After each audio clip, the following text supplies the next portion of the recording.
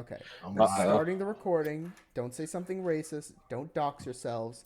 Crow and Picard. Yeah. You two do what you want. You won't listen to me anyway. You won't listen to Listen, me the first minute of this thing, no swearing. That way we can get ad revenue on this. We can.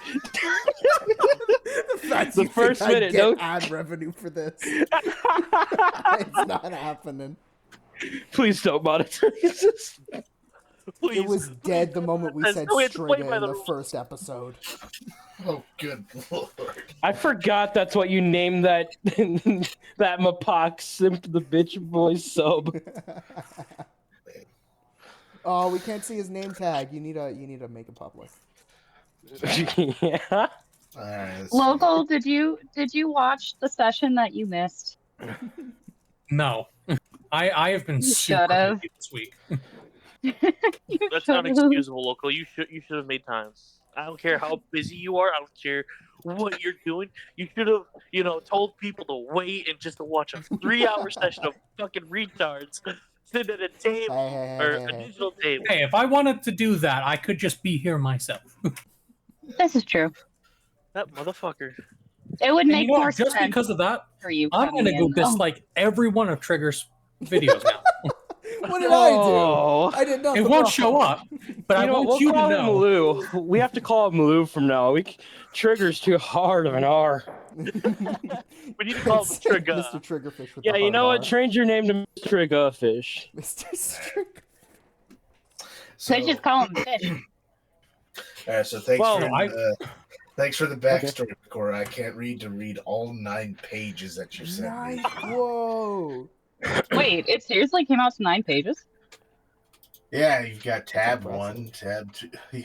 Oh, okay, ignore tab 2. That wasn't supposed to go through. Oh, so 8 pages. No. All right, so yeah, I can't read all. Why did you send me 9 pages, Elizabeth?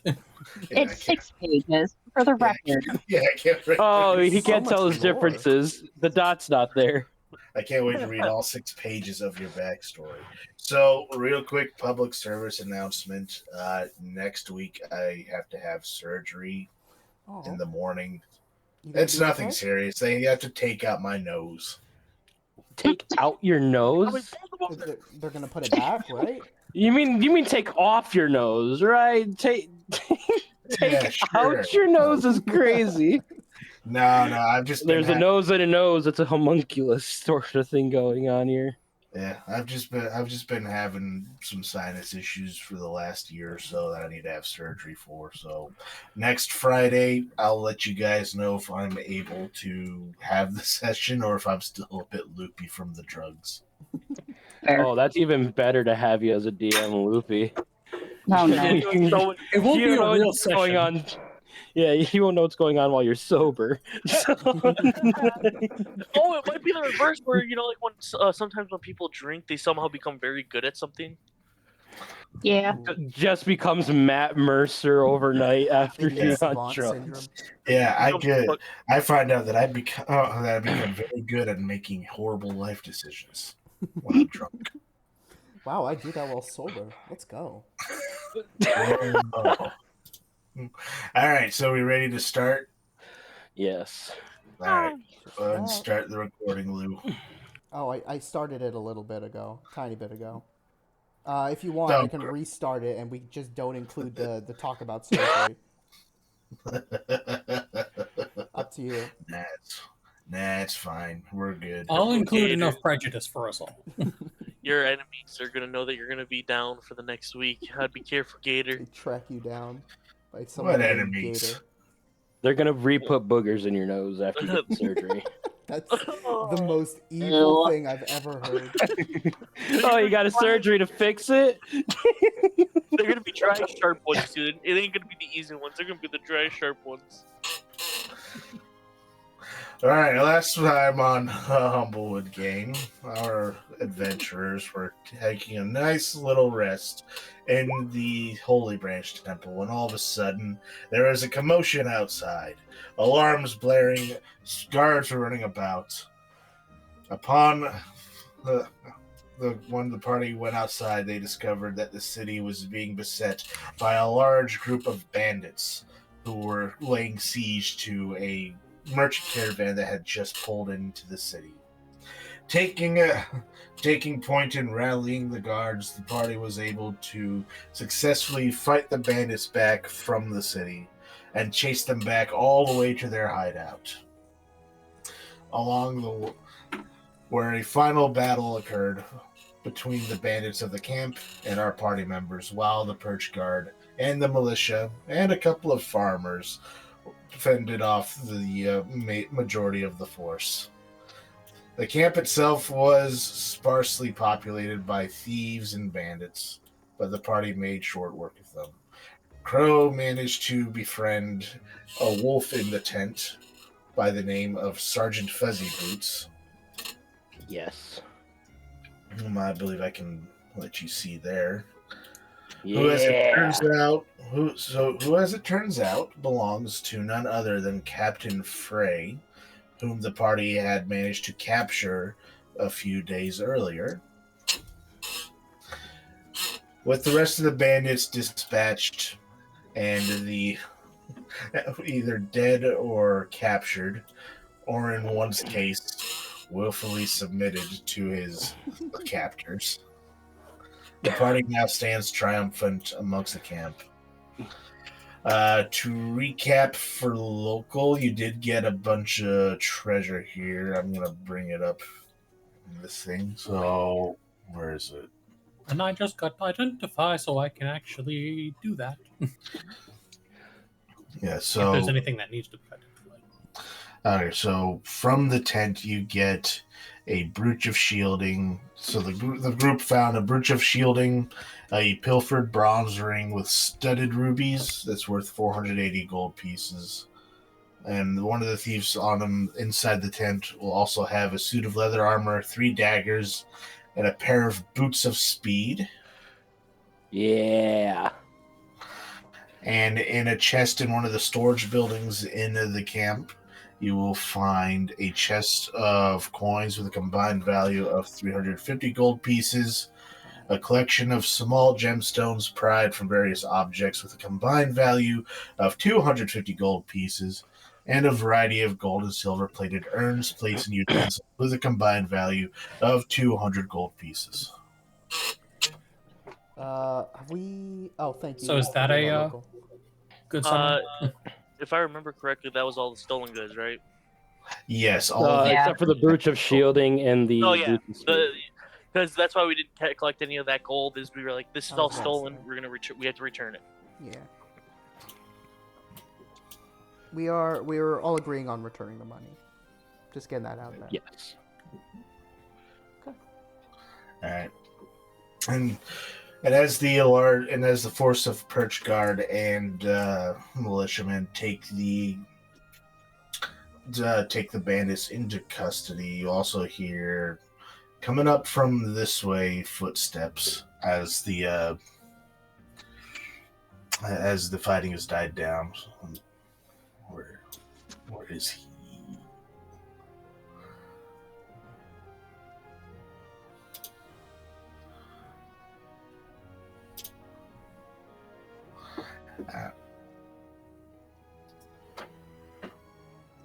There he is.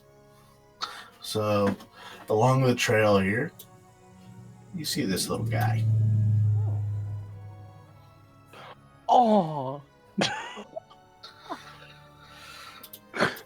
Oh. We're gonna We're adopt kidnapping them, aren't we? You belong to the party now. He is No, ours. no, we're not kidnapping. We're Alright. adopting with no paperwork. Appropriating. Repossessing.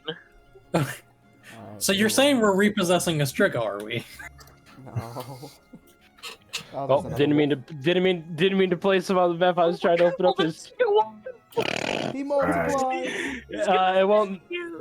I'm sorry, Gator. It won't let me delete it either. It won't let me delete Wolf.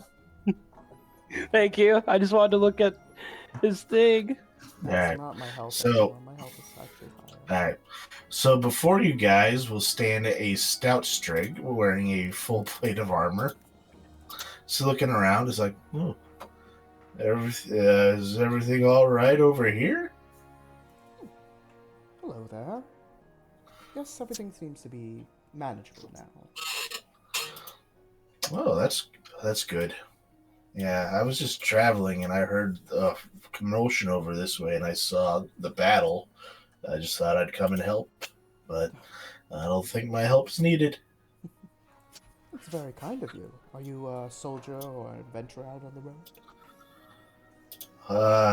You could say something like that, yeah.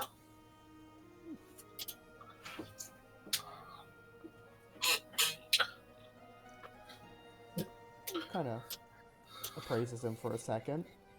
He's eager for him to continue that sentence if he wants to. Yeah.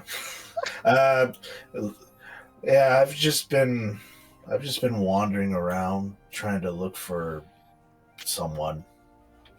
Oh. Are you missing a friend in need, or? A friend, yes, in need. That remains to be seen. Well, You haven't heard of a man named Oddwald Ebenhart, have you? has Lou heard of that such a name? He definitely knows not on his current adventure, but in his past. Uh, Not in his past, but for the last name, you can give me a history check at disadvantage. Alrighty. We always love rolling the dice, don't we? That is an 11. Okay. The name Ebenhart belongs to a noble family that resides within Alderheart, one of the more prominent names in high society there. But that's about the extent of knowledge that you're aware of.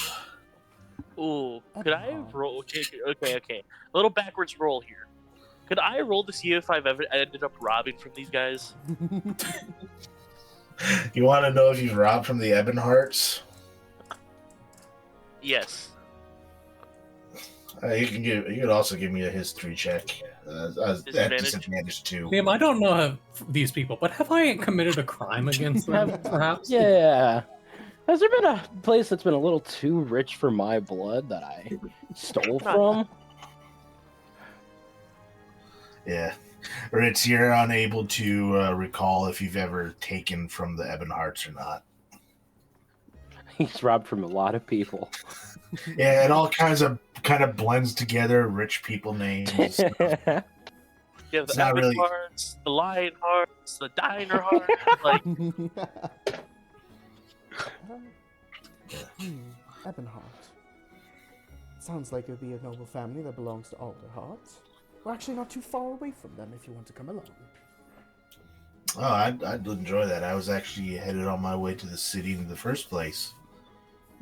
It's the world Smith. Evan Smith, Alder Smith, all those kinds of Smiths.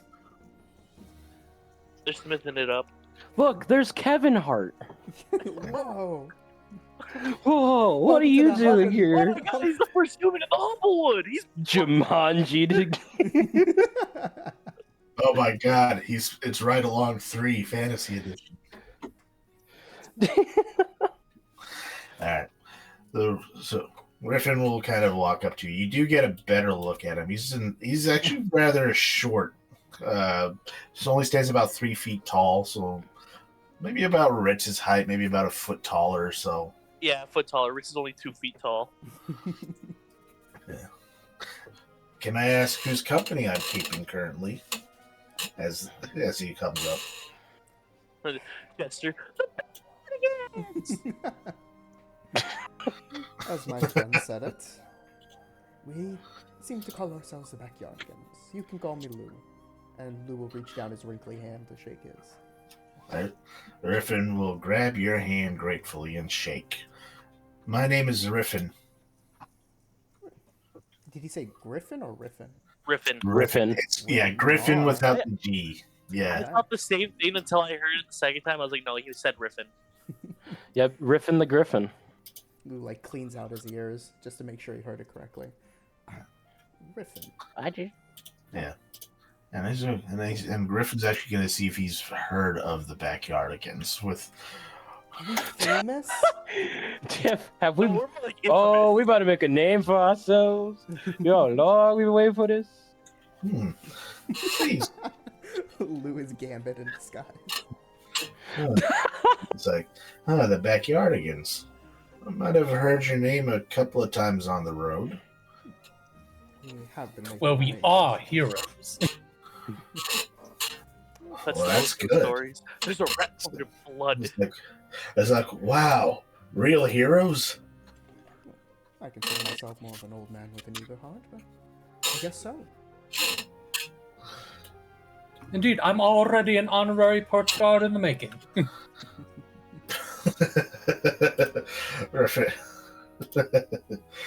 Reverend will look at you. Wow, golly. I love all Yeah, the no. Is he wide-eyed in it, individuals or here. is he just? Because the way I'm sorry. It's just his mannerisms make it seem like he's a kid, but the voice is throwing me through a loop. Hey, Was he's hitting us with golly. You're right. Man, am I lucky to be amongst the company of heroes? This is Little I am. How old does he look? he's a rather young man, but the eyes do betray a sort of worldly wariness.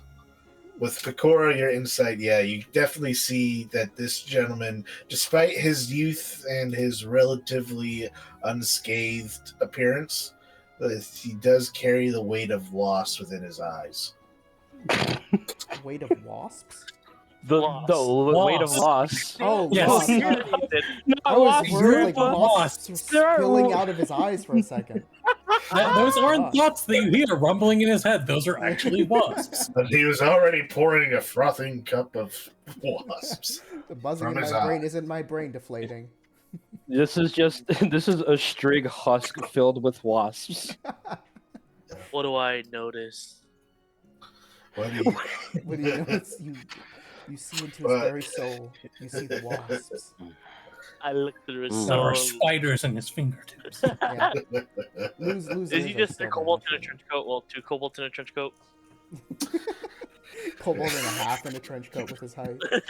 Oh, that's even worse. you Is it Yeah. Stumpy? It's just Stumpy. Yeah, both. Yeah, Rich, you could also tell he's not exactly trying to hide what he's feeling. You can also kind of see that, yeah, he's seen a few things that have kind of stuck with him. I'll lay my hand on his shoulder. It doesn't get easier. All you gotta do is just push through the pain. Hmm. Uh, You are an interesting individual. Where are you coming from, and do you come by yourself? Oh, we're surrounding him again. yeah. Except Pecora. Yeah. Well, Cora, come surround this hero. Let's get a flanking on this We little are the heroes. And so Yeah. legitimately, I just picture Pecora back with Sim and just watching you guys steadily circle him and just go, yep, here we go again. One of us brings like two balls and start clinking them together. Come on, Crow.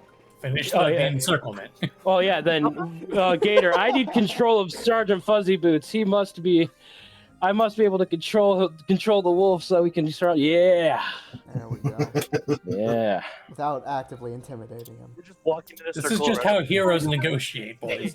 Are you ready? Where are your friends? It's dangerous to be traveling by yourself. yeah.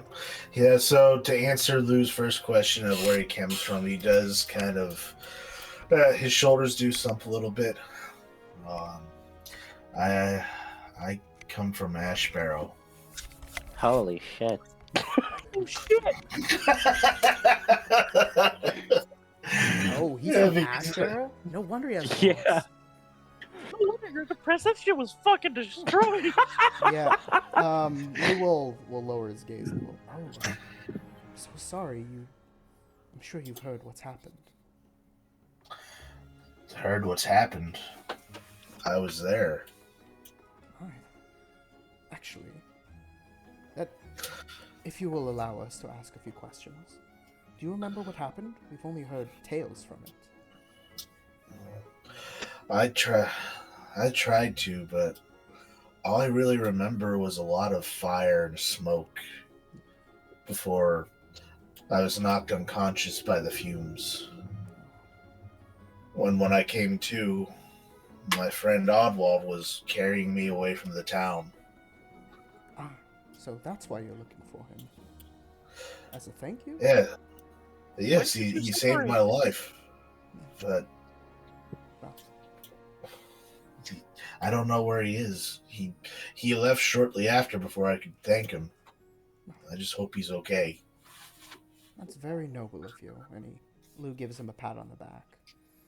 We'll Quick make sure question. to find him. Wasn't Finger coming from Grandpa, that way? Was he a six-fingered man? No, Yeah. Finn was going towards Ashborough before you guys told him it burned Okay. down. So, Okay. yes, you don't happen. Even if you haven't heard of him, you haven't seen him, have you? He's a Corvum, sort of with black feathers and a large hooked beak. Slowly turns to Crow. Yeah, you should know him. Every crow knows each other. Yeah, you know what? Can I roll a history to see if that racism is true? Do all crows know each?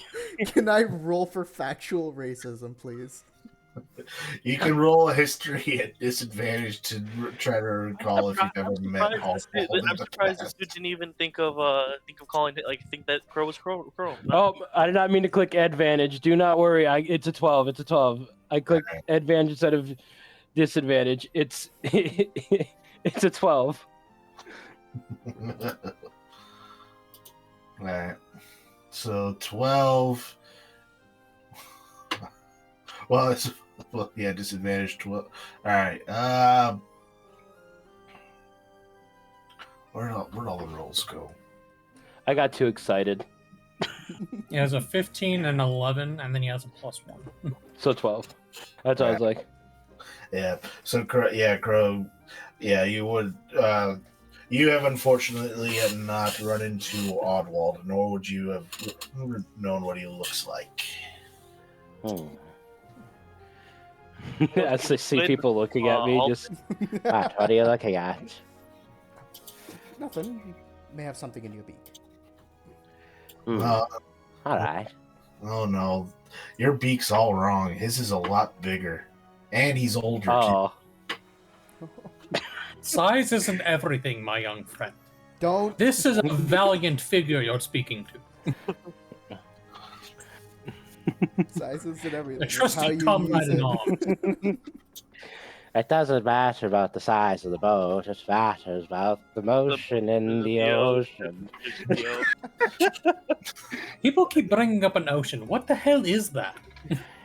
You don't know what the Isn't ocean it just a puddle? It's like, you mean you've never been to the ocean before? That's what Finn was talking My about, lovely right? friend here is a bit of a new adventurer. Though he'll learn. He will learn. Yeah. Yeah, if you really want to know what the ocean is, I suggest going to Saltar's Port. That's right on the ocean. I know what salt is, so that's a good idea. Yes. Do you know what a pond is? I have seen one before. In fact, we had a fight against one's side not too long ago, didn't we? Yes.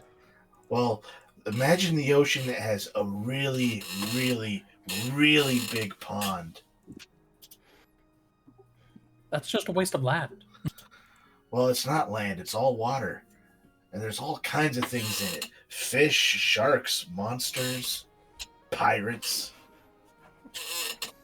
That sounds terrible. I don't even know how to swim. Why the hell do people enjoy that? That's a good question. In fact, the founding of Salter's Port is one of controversy in the history of the Humblewood. We're never going to Salter's Port. He's gonna just look at the party. I don't care what happens over there, unless there's bandits that we have to go and take care of for it. We're not going to Salter's Port. The ocean sounds like a terrible thing. That's what pirates are, though. Yeah, That's what pirates are. They're just bandits, but they live on these giant sailing ships, and they sail around and attack people and steal their stuff. They're water bandits. Are they part of the coalition? I don't know. Do they have their own You say coalition? they are, and Rit starts running on water. Well, he can at a later level. Yeah. Yeah, to be honest, I've only ever read about just that sort of thing in books and stuff, but I've never actually been to the ocean before. Seems like a terrible thing. Anyways, we should probably go and look for your friend. If there's combat to be had around here, and you're rushing off to them alone, you must be quite skilled, which means your friend might have gotten themselves in a bit of a pickle. Yeah, I hope he's all right. I appreciate the help in looking for him, but I prefer. I don't want to. I think you guys have enough on your plate as is with all these bandits. I wouldn't want to get in the way of that. Actually, you could help us take some stuff back. Aside from this one, is any of them alive? There's two. That one. Simp the bitch boy. And I was going to say the one at the bottom of the tower. Okay, Yeah. so there's 3 alive. Okay. Yep. Oh, is there 3 alive? Wait, is this guy alive? Yep, the one in the tent is also Yeah. alive. Crow Yeah. knocked him out and didn't kill him because he was taking care of the wolf, but If we have 3 bandits, we should probably prioritize them. Yeah. I don't think they deserve life, but if we're going to Yeah. keep them alive, we might as well take them back to the city. and They are two are very unconscious. good. One is watching Pecora. yeah, yeah. This one here's late. Blindfolded. The one Oh, here's you're right. tied up by his own belt and is just like, "Step on me, mommy." He's blindfolded. Yeah. He pulled out. He's gagged. He has a fucking binds above his head. His pants are down. Like Whoa, Also, he's just a gimp. probably. So for the record, I did tell a select few people about this at work, and they found it as humorous as the rest of us did, just for the record. I'm changing his name, by the way. Simp the Gimp. Simp the gimp bitch. It's impossible. It's impossible. Alright. Oh yeah, I'd love to help. Do you just need me to carry some of the bodies, or what do you want me to do? Yeah, you could carry some bodies, while there is also the stolen goods we're trying to return as well. Oh yeah, I can help with that. Yeah, let's see. He's got a +3 to strength. Oh, All right. All right, so this stout streak walks up to the chest of treasure. That's easily the size of his entire body, and with one straightforward motion, lifts it over his head. Dang. And he starts kind of wobbles with it, walking alongside you guys. I remember hear the when I treasure used to going have strength pushing like back and that. I agree. I wish we all had strength like that. Yeah. As you guys walk back to the city, he's making things like, "Man, I'm so glad to have met real life heroes." So glad we met a real life strongman. All right. Oh, we will, you're too modest. we will go ahead and bring this guy out. He's knocked out, but I'm sure he's woken up by now. Yeah. Yep. You guys can rendezvous with the rest of the perch guard. They'll take the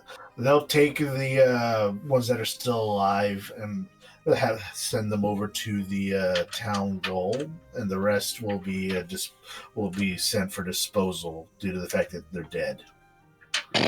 I think we Oh buried wait, the rest of there's them. one. Pecora is not covered in blood because she decided to do a double knee drop on some dude.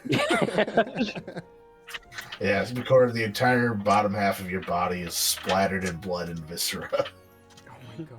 Not the first time. Not the first Not time. the first time. Who else did you suplex, Pecora? Not the last time either. There's more campaign to be had. All right.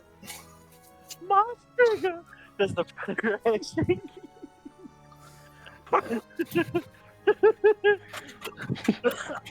hits him with a dap.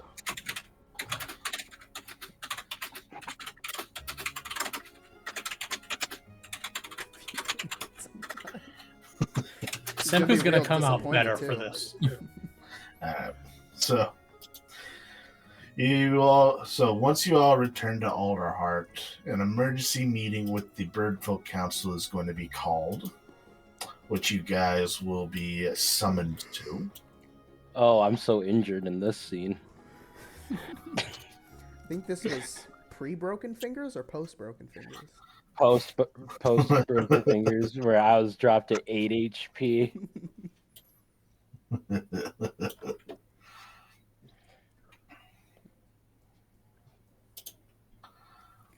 Alright.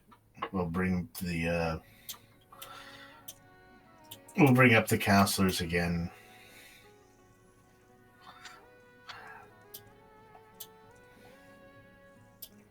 Fritz, no multiplying.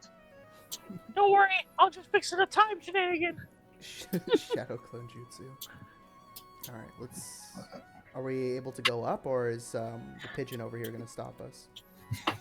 Well, the pigeon is gonna. This is an emergency thing, so the pigeon's gonna allow a little bit of leeway for you guys. You could go. Let's You go can approach the podium. Bro. Yes. Stop standing on I it. love this. Stop standing on people's Yeah. heads. Stop harassing the pigeon, you two. No. No. Literally peeks out, just go, no. Will you please get off of me? No. Guards! Alright, get off of me. No. Now, do they look? Does he look crazy? All right, Picard, get your ass over here. Come on. No, he's staying. Oh, at the front. then I need Wolf to be here too. Sergeant Fuzzy Boots. Oh yeah, very important part of the party now. Yeah. Oh wait, let's put him right there, because then we create an arrow. Yeah. He's placed down, but I have no control over him. Alright, so once you all stand before the council, there's a crowd that has I been. didn't do that. I Why was is trying there to look at it. I did not mean to do that. That's Shoeless Joe. I meant to click on his shit.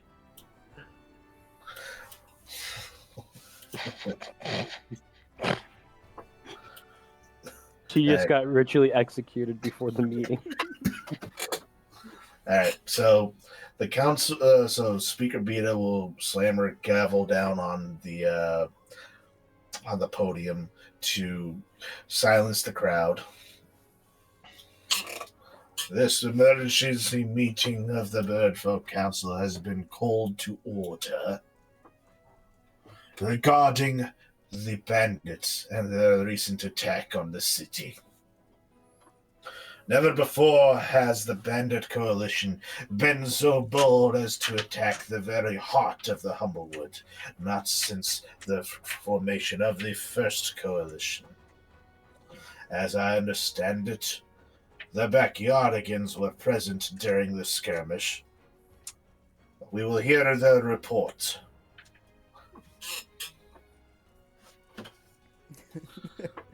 I'd offer Picard, but I think he was a little glass-eyed during the event. He was on autopilot. Yes. So someone else will have to be the one to Yeah, speak he up. was just Yeah. Yeah, Crow could. Yeah, Bro? Crow's our most Yeah, persuasive Crow- individual. So, are they asking for when we came from the very top when we first left the church, or the actual camp? The whole thing. Please speak. What did you see and what were you involved in? Well, we were involved when we were sleeping at the temple, and we heard the alarms going off, letting us know that the bandits were attacking en masse. we immediately took to arming ourselves and preparing for battle, and we told some of the refugees that were inside the temple that if they could fight to aid in defending the place they wished to stay for the time being. When we left the temple, we saw that several of the perch guard were being assaulted by many waves of bandits, and looks over to Lou and says, Lou was able to help them with their defenses by helping them work the winch that was stuck to provide cover to the perch guard. And he also made his way along with Rich to the Inventors Guild, where they were using catapults and sent out aerial attacks against the bandits. We were able to push them back enough in order to get into more melee-focused combat, where the bandits were a mix of looting different stalls and trying to run away with goods, while the others were attacking. We were able to overwhelm the force that was attacking Alderheart, but we decided to push further to the bandit camp that we gave you guys the map of. We went over to that bandit camp along with a big group of us, and the bigger group of people that were with us were ambushed, and we snuck away from that to go to the camp while they dealt with the ambush. We made our way to the camp, infiltrated and successfully took out the enemy force that was there, and brought back 3 surviving enemies, the missing items that they had stolen in values of gold, and he's not with us in here, so yeah, that stray guy is not here with us. Unless, is he supposed to be here with us? Which straight guy? Yeah, the perch. the little Oh, cute there. guy. Yeah, the little guy, Griffin. Griffin. Oh, Riffin. Yeah. There we go. Yeah, is he? There's Now we have Yeah, it. so if he's here with us, and Look at our army Crow grow. say, then we met this individual who aided in bringing back stolen goods from that bandit camp. yes. Riffin will kind of peek out from behind the group and kind of wave a little sheepishly. Indeed. We have a few questions we would like to ask. What was the number of the force that attacked the city? Hold up. Actually, wait. I got a pretty close count because most of them were killed by Ritz. Well, it's easy to do like that, but the actual fighting force, there's multiple different battles going on. You can say that there were like several dozen, nearly 100 bandits in total. You did fight off a bunch of them, but let's say like the number was close to 100. Yeah, so then Crow will say the fighting force of them was quite large. It well over dozens of dozens. And it was very organized, so whatever it was, this wasn't no fluke. It was a very planned attack. And for there to be that many is quite concerning. Yes. This one over here, Council Member Foros Feather. Yes. With piercing eyes that seem to bore straight into Sir Picard's very soul, will also ask, what of their tactics?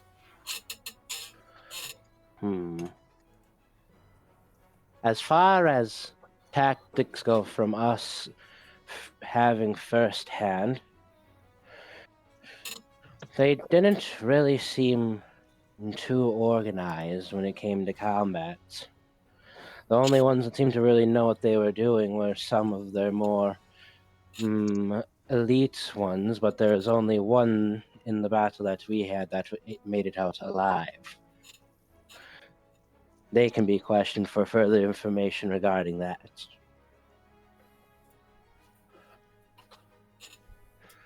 Alright. You're suggesting that this was just a haphazard assault. No clear motives or goals other than Actually, chaos and debauchery. he's making sense. Can Lou look back on the attack? Were they going for something specific? Were they looking for something? Yeah, you can give me a.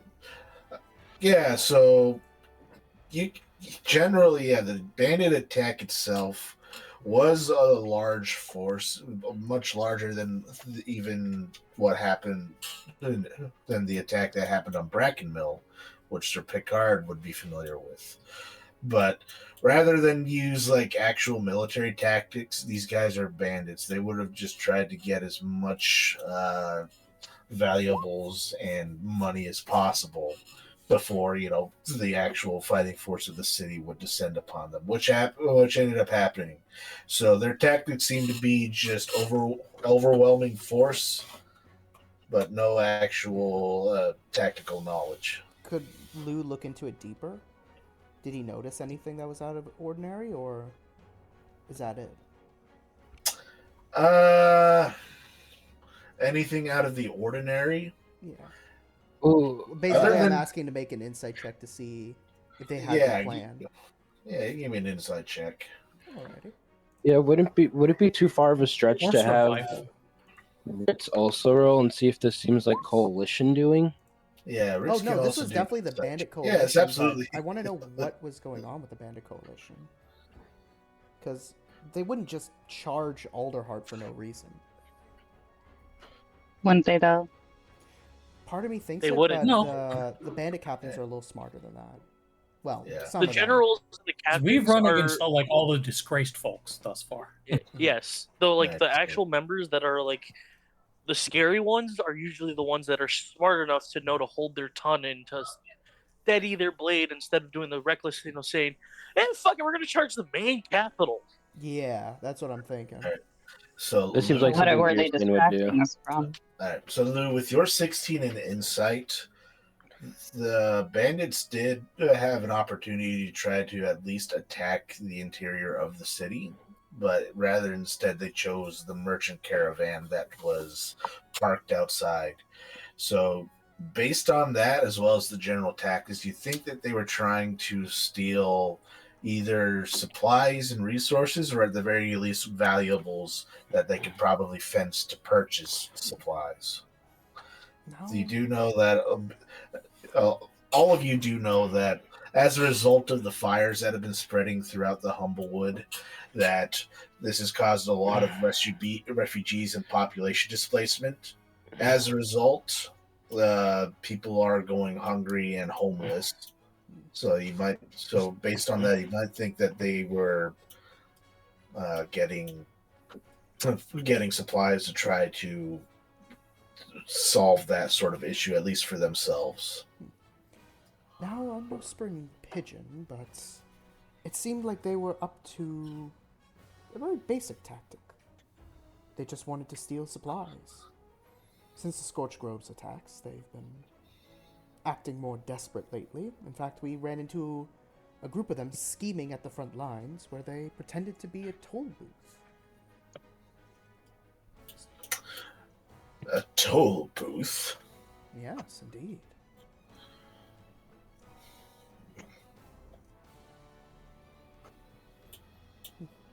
They It's like probably photos. just wanted some resources.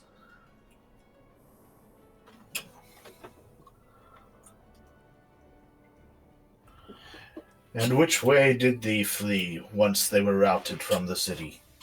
I think it was north, if I'm correct.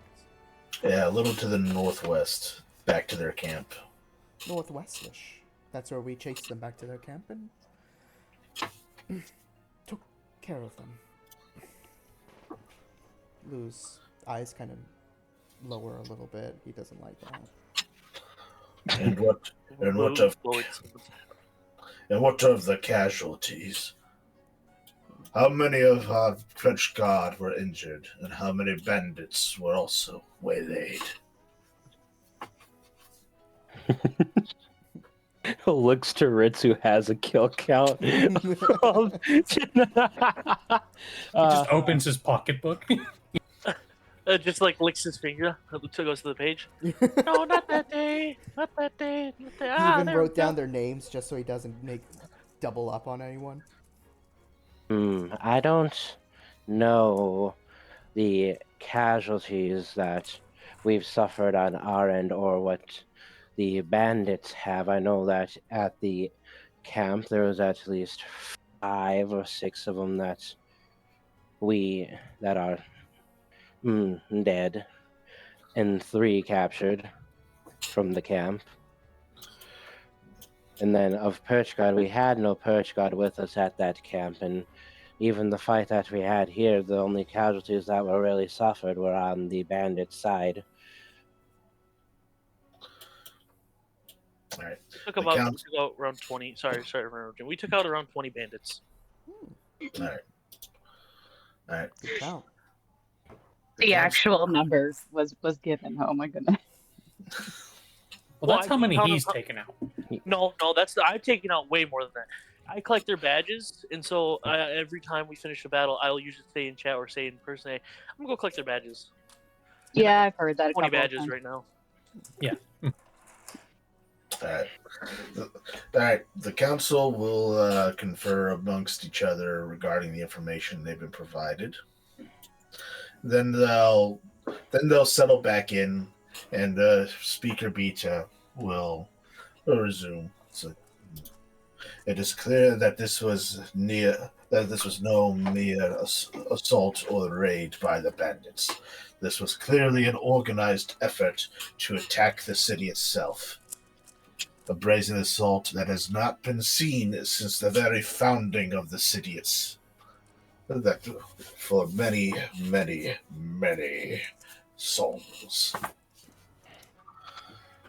I must ask, though, were you able to find any valuables or goods amongst the bandits? There have been several raids and burglaries throughout the area for the last several months. We were able to bring back gold, Jewels. yeah, gold and jewels, and I think Crow. I'm pretty sure Crow would assume that the magic items. I know that those are that's fair game for us, but I'm pretty sure Crow would assume that those were stolen as well. Yeah, it's okay to bring him up. Sure. Yeah, I just want to make sure that's okay with the group that Crow would bring them up because he found them. Turns around. Yeah. Guys, it's okay for me to tell them. Yeah, I'm sure the DM, in the voice of the council, will give us an excuse to have him. All right, so No, then we'll Crow take will, all of it. Give it here. Crow will produce the items and say, Here's the coalition. there is these pair of boots that appear to make you faster, from my understanding, and then this weird brooch of some sort, some weird scarf thing. I don't know what this is.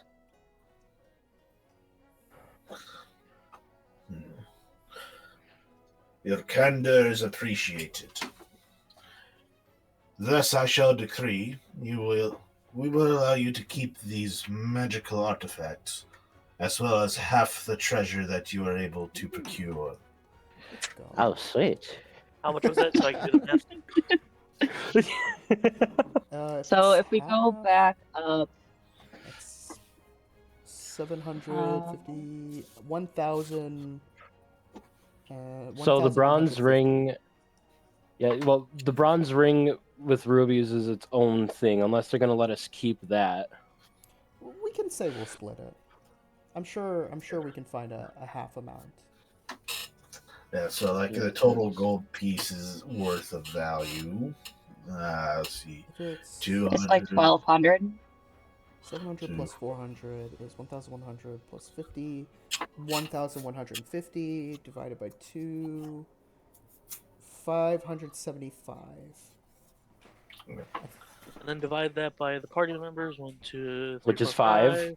500. Which is really nice. 100. 575 divided by 5.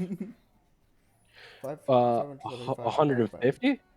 115 gold. Okay. 115. Alrighty.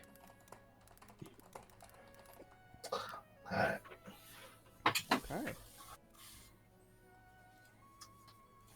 Alright, let's.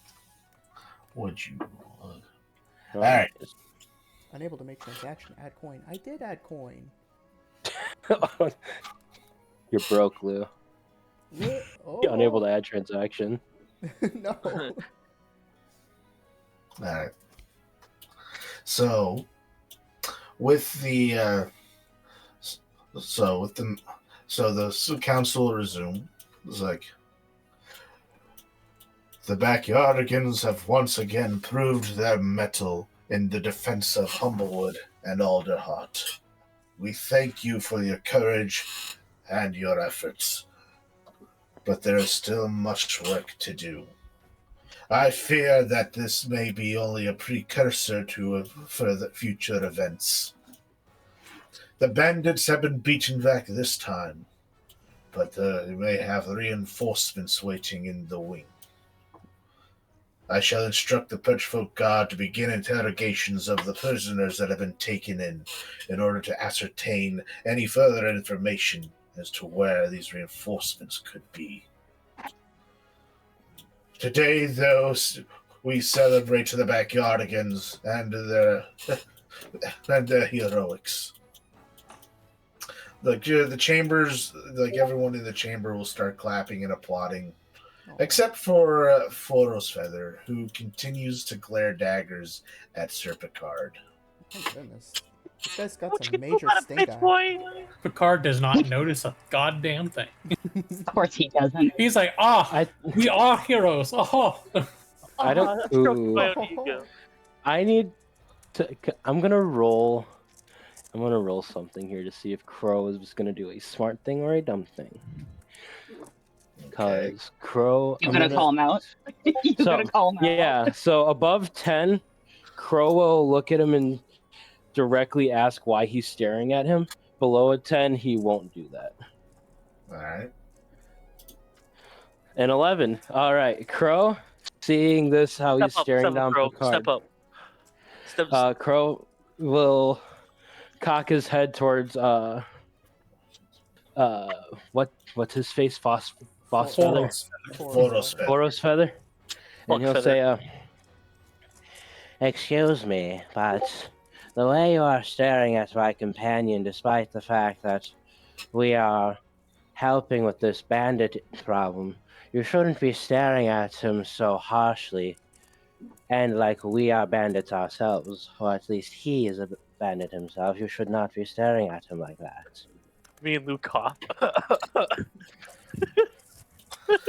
Yes. Foros Feather will, without blinking, start gazing over at Crow and believe, I don't believe a point of order was called to bring up such nonsense. I'm just saying, if you wish to look at him with anger, you look to us with anger because we're all a group together. We've done nothing but assist when asked of us. When this place was being attacked, we did not hesitate to dash into the action. Foros Feather will hold up his hand. I did not ask you, nor were you asked. Then please keep your feelings out of the courtroom. I'll throw him a piece of gold because you did break some of the rules, and you are going to get fined. And Picard will also place his shoulder on Crow. I don't know exactly what he's speaking about, but perhaps the conflict has riled our blood up, and we should take our leave now, so as not to inconvenience the council any further. Crow's staring at him, staring at Forrest Feather. the way he was staring at Picard, just staring. I think Crow wins this hysteria match. Crows are notoriously for being scary to look at. It's hard because isn't this dude a I falcon don't know. This or guy's a hawk or hawk, something? so Yeah. Falcons aren't like hawks and falcons Well, aren't Falcon's that bad not if they're looking. Like if they're looking at you, it's not that bad. When a crow's looking at you and they're just looking at you, it feels like they can look into your soul. I suppose they do. They do tend to have darker eyes. Yeah. Now, yes, Beta will sort of clear her throat. Yes. Now on to another matter as well. Sir Picard, I believe that you have shown great interest in joining the Perchfolk Guard. it would be the very highest honor I can think of, noble counsel. Very well. If you so choose, please visit Captain Eilersfriel to work over the details of your to go over the details of your acceptance into the order. We welcome you with open wings. As she kind of glances over to Forrest Feather, who clenches Does his not look fists happy. and does not look happy at all. Does he do the classic? Like, does he do the classic? Oh,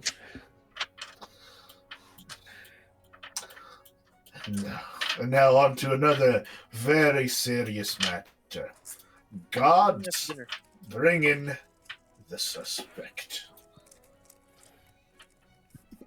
Fibble the Meek. My money's on Fibble the Meek. It's Fibble the Meek. Come on, It's gonna be Fibble. Come on, Fibble. Come on, Fibble. Yeah, the way he pronounced it was very serious. There he is. Yeah. Alright. The boy. So from the rear of the council chamber, two guards will come with two shoulder to shoulder with Fibble the Meek. Ugh. He wants to. Yeah, let's step to the side. We shall Yeah, now. I am not leaving this room. We Oh, shall don't worry. now. I'm planning on standing right behind Fibble. Yes, we should now commence the trial of one. And they'll look down at their feet. I'd say you're breathing down his neck, but you really can't reach his neck. You're kind of Breathe breathing. out the back of his calf. Yeah. Yeah, you're breathing down his cankle. soul. One. We shall now commence the trial of one. What is your name, sir? Fibble the Meek. Your evidence. And Beetle will look down at a paper. It says here that is not your name. Oh. What could you possibly mean by that?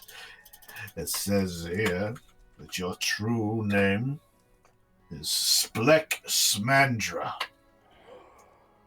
Dun dun dun. That's one of my names, yeah. One of my names.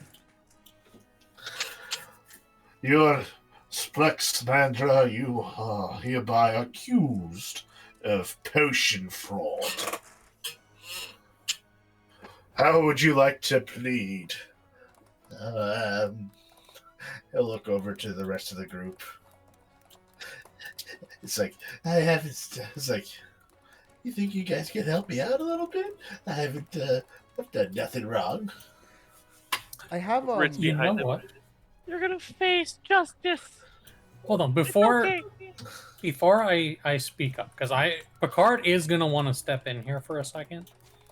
But can I first identify the potion he did sell me last time? Yes, you can. You absolutely can. I would absolutely love you to do that. Because I was gonna do that last session, but I wasn't here. So it is a potion of greater healing. That Yes. was a 8 on the roll. Yes, the potion of greater healing that you have is a dud. It is not a potion of healing. In fact, it is not magical in any way, shape, or form. It is simply fizzy water and red food coloring. Yeah, like so I said, he got the potion of heroism earlier. That was actually the potion of heroism, and then this he gave it all was- his best stuff already. a watered It was down slightly version of diluted heroism. the first time. Yeah, Yeah, the first one was slightly diluted. This one is straight up fraud. Is there anyone else who wants to speak up? Because Picard's about to bring the hammer down on this guy for selling him 2 defect goods. Cora technically never had dealings with him, just had suspicions about your guys' dealings with him, so she only still will say dealings- nothing. Correct me if I'm Only wrong. dealings- Didn't Lou get a potion from him at one point? Yes, you Yep, did. Blue did. I don't have that I was marked going down to. anywhere. So I think you bought a. It wasn't a potion of speed. no, well, actually, I think it was. Yeah, it was Yeah, a it was potion. like No, a- you speed. wanted to buy a potion of speed, I'm pretty sure, but you didn't have the money. And I think you bought something slightly less powerful. Yeah. A potion. Because you helped buy me the potion of heroism. I remember that. Potion of And mild then spring. after we met him in Alderheart, you were like, I want to buy something. No, I think I wanted to actually buy a bought it potion. at the same time you did. No, I think you did buy a potion of speed after we bullied him by threatening to throw him off the tree. Yeah, he gave you something for not. Yeah, because I I bought the thought that was potion. bought that. I No, swear 'cause it I was bought the back when potion we from first him. met him. Then we encountered Yeah. him. You didn't have enough money the first time you met him. Yeah, you didn't have enough money because you helped buy me a potion the first time. And then I when remember we you ran giving into him a lot of here, grief. I remember that. we threatened him for information. He didn't go, so we were about to walk away, and I was like, oh, I might as well see what he's going to buy. So I bought a potion. I did not think that it was the right potion. So we threatened to throw him off the tree, and then Lou stepped in, and then he used that negotiation of us not throwing him off the tree as a good potion price. Oh, there we Because go. I remember you haggling him real hard about the potion. I think it was a potion of speed. Yeah, I the feel first one you because bought I back remember in complaints Middle about Reach Lou was being like slow. at yeah, one it was a point. potion of speed. Yeah, Okay. It See, was- that's what I'm remembering is Willowing Reach. Yeah.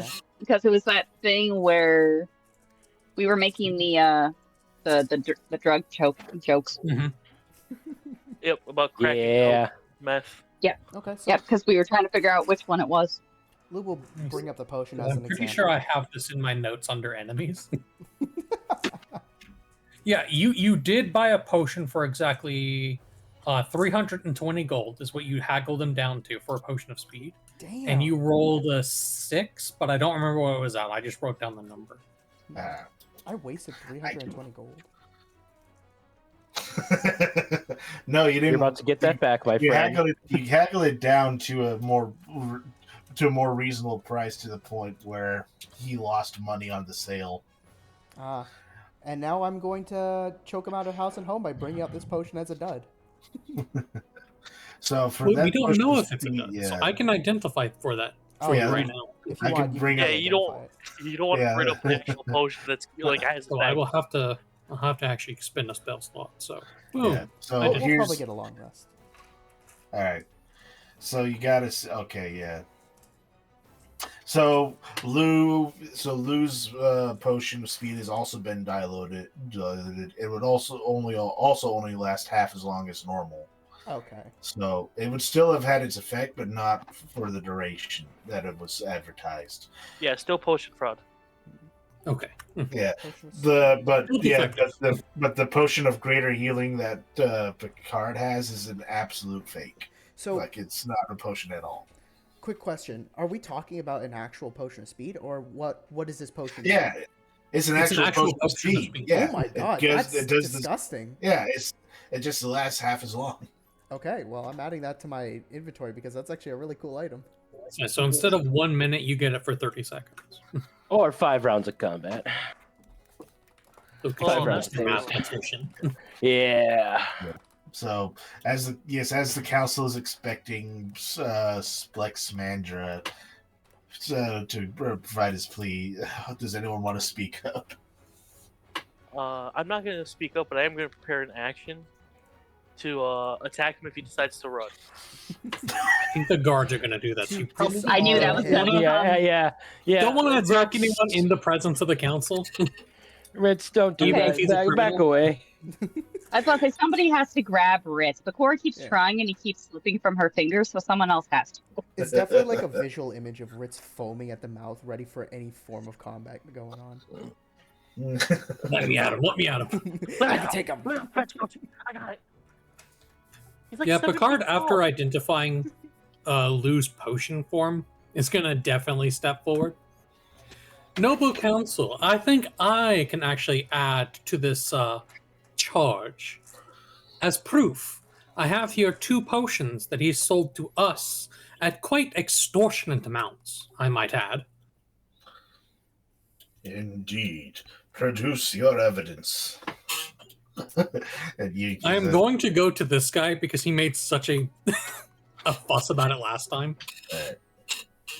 Alright, Gregor Thornspur will take the potion of speed. He'll also take out a little, open a drawer and take out a potion testing kit. That's a thing. Well, it's a thing now, yes. So he'll fiddle around with the potion of speed. This one appears to have been diluted. It only has half the charge that it should have. And then he'll take the greater potion of healing. And when and this one, he's like, this one is just a fake. It's just water. It's just water and food coloring. He It's sold us a 3rd potion some time ago, but we have already used it and also found it to be diluted heavily. Yes, and we also have reports of him selling potions of a more harmful variety as well. There have been no deaths, but the effects have been most alarming. So, Mr. Smandra, how do you plead? Over. No hablo inglés? It's an iron defense. We can't do anything about it. No habla humble folk. With that, Speaker Beta will slam down her gavel. I've heard enough. Mr. Smandra, the evidence against you, as well as the witness testimony provided by the council, is overwhelmingly against you. You are found guilty on all charges of potion fraud, and I hereby sentence you to 100 hours of community service. God, And- no. No death sentence? Damn. No Flex death Mandarin. sentence. He And is. his He is. skin goes completely pale white. But that combines the 2 things I hate the most: service and the community. Nice. Guards, put him in the uniform and take him away. The guards will stuff him in like a sanitation outfit, complete with a sack and poking stick for trash disposal, and we'll drag him away in cuffs, all the while kicking and screaming. No, please, give me the chair! Anything! Not this! Anything but this! No! Noble Council, if I could make a suggestion similar to my previous one. The chair. What? We're all thinking it. You may proceed. As this individual has committed crimes personally against us, and we have brought forth evidence for it, perhaps instead of putting him to vague community service, he could put his unique talents to use for us. As a potion seller, however disingenuous he might be at times, he does have a talent. And it seems wasteful, both to you and to the whole of Alderheart, to have those talents simply be foisted away and treated as irrelevant. I would suggest that his hours be spent aiding either us or the Perch Guard in our investigations, and if he proves himself relatively honest, he's just gonna look back at Lou like, there's no way he's gonna be completely honest, right? And I don't even think Lou can debate that. He kind of nods his head. He won't deny. Relatively honest in his dealings with us, then he should be allowed a position of not prominence, but actual professional responsibility within the city. Given leeway to charge fair prices for well-made potions at the service of the community. I wasn't expecting this. You may give me a persuasion check to try to convince the Birdfolk Council. Can Lou give the help action? Because he It genuinely is- likes this. He likes this idea. Yeah. Alright, you may make your persuasion check at advantage. All right. Lou will add on. It could be a good way to give back to Alderheart. Oops, that was a normal roll. That's still a good roll. That's still a good 16. roll. 16. Hey. Consistency. The dice said, the dice spoke. Speaker Beta kind of will frown a little bit in curiosity. She'll gather the other council members to seek their to seek their advice. After a few moments, they'll return to their seats and regard you. A rather unusual proposition. One without caution. After all, this is a convicted criminal. You cough. After all, bring back the prisoner. And the guards will return with Spleck.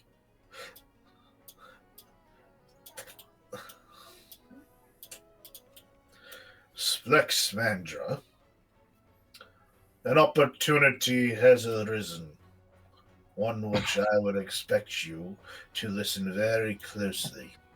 This one here has offered that you repay the city of Alderheart, not with manual labor, but with your services as a potion seller. If we are to agree to this, you will be under the charge of the Backyardigans, and you will be instructed to provide your services to them for free and without malicious intent. Should your services be deemed worthy, your sentence will be carried out. You will be a free man. But deviate in any way from the instructions provided to you by the Backyardigans, and I will personally see to it that you will spend the rest of your days scrubbing the sewers, picking up garbage, and reading to sick children in the hospital. That is disgusting. That is torture. God, no. Yes. Oh God, the humanity! I'm on Fibble's side. Oh God! Give him the chair. Give him the chair, Judge. We'll get this man out of here. We gotta save Get him this man. out I of don't care his how bad he misery. is. I would want that on my worst enemy. Reading to the kids. They're cruel. Will you agree to these conditions? And Fibble will vigorously shake his head. Furthermore, Sir Picard, Spleck Samandra is under your charge. If he involves himself in any illicit activity or action that results in the harm and or death of any citizen of the Humblewood, you shall be held fully responsible. Even as a hero of the wood, this is a very serious matter that you have arisen. I expect this to be taken with the utmost care and professional responsibility. Do you agree to take Splex Mandra under your charge? I do, noble counsel. Very well. She'll slam her gavel down. Splex Mandra, your sentence has been modified. You shall provide your services to the Backyardigans for the next 100 hours. Oh, thanks. Thank you, counselor. They'll take his uniform back and uncuff him. So, no hard feelings? No hard feelings.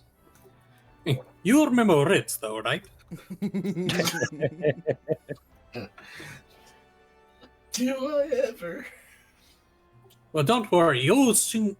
Oh, goodness. Give me a second. I got a cough. Oh, here, let me help you with that. He'll like smack you on the back. You feel better, boss? Sorry about that.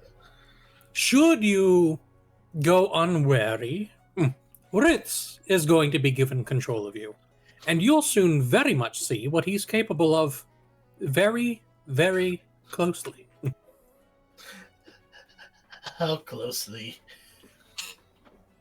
6 feet under. If you're lucky. And there's enough left of you to bury. He just goes, eep. But thankfully, while I will be taking responsibility for you as the one who put this forward, I think that Lou is probably the best person to actually handle you on a daily basis, considering he has expertise with magic and magic items. He can ensure that you're given the quality products necessary to give us our potions. Regular, unchanged potions. Unchanged, regular, run-of-the-mill, not water. You got it. And if you manage to do this 100 hours without screwing up too horrifically, by his estimation, I believe that Lou, soft-hearted old man that he is, may even speak in your defense. It would be tough with me, but I think I could manage it. Yeah, you got it, boss. No, I completely agree with everything you've said. Whatever keeps me from scrubbing the sidewalk. Or reading the orphans, you poor, poor soul. Or worse, helping the elderly cross the street. I may actually need some help. Why with do they that. even need streets? We have wings. Looks I over at don't Lou, even have- wingless. Yeah, what about us? I just have a real long tail. Skill issue, as the kids say. Oh, yeah, speaking of tail, for some reason I have this item in my inventory. I have no idea where it came from, but I have a feeling it might be Fibbles. I just have lizard tail shed in my Oh yeah, inventory. because he shed his tail and scrammed. Yeah, No, I remember when you that. chased That him was- out when we of confronted him the Lily first time. originally, I think. I believe that was one of the spell regions you found in the swamp. That doesn't belong to I'm just Are we making sure? sure. Ah. Are we sure? Hang on a second. No, Fibble hasn't left anything behind. When he scattles, he scattles. Damn. So, Yeah, well, because I have bull text root. that. Well, Yeah. Gator text that. Does anyone want to fill Ritz in on On- I keep my headset on. No, I- he You heard. did. Okay. Okay, cool. All right. So, Okay, We're good. right behind him. Sir Picard, congratulations. You and Lou now have Splex Mantra as a follower. I'll put him in my inventory. I'll go ahead and put him in. You yours put him as an yourself. extra, I'll put him down in my notes. Got it. 100 hours of community service. That's like 4 days and some odd hours. If we work him all day, yes. 4 days, 4 Dude. hours. But we're not going to work him all day. We're going to make certain that these hours are spent specifically to our benefit. What race? The rest of the time is going to be spent around Ritz. So, psychological torture. No, the whole time Rich is going to be on his shoulders. The whole time Rich is just I'm going to be gonna on mark his him as a shoulders. sidekick. So just as a good note, Ritz, if you want to beat him up really, really hard, he's got the potions to heal after. Mark him as a sidekick. Literal I sidekick. can't. Sidekicks You know- have like the I can. Okay, here's the option. I can mark him as a summon, or I can mark him as a pet. What do y'all think? Oh, pet. Pet. Make it a pet. Yeah, Oh. and I'm assuming he's a I'll lizard up folk onto- of some I'll- kind. Well, not really a lizard folk. He's a he's his own species called a Telian, which comes from a western continent outside of Humblewood. Telian. Picture those geckos that run across the water, and that's Fibble. Yeah, he's less of a lizard, more like an amphibious like gecko. Gecko. I'll I don't climb think up I on have his that, back so I'm and gonna mark him as a lizard folk, and I'll just change the name. There we Any part of go. that He's was great. fine. It's gonna be a fun few hundred hours. Like the next 4 days is gonna be fun. Aren't you I glad hope you didn't that's the take that kind of community service? like visibly shaking as leering on him.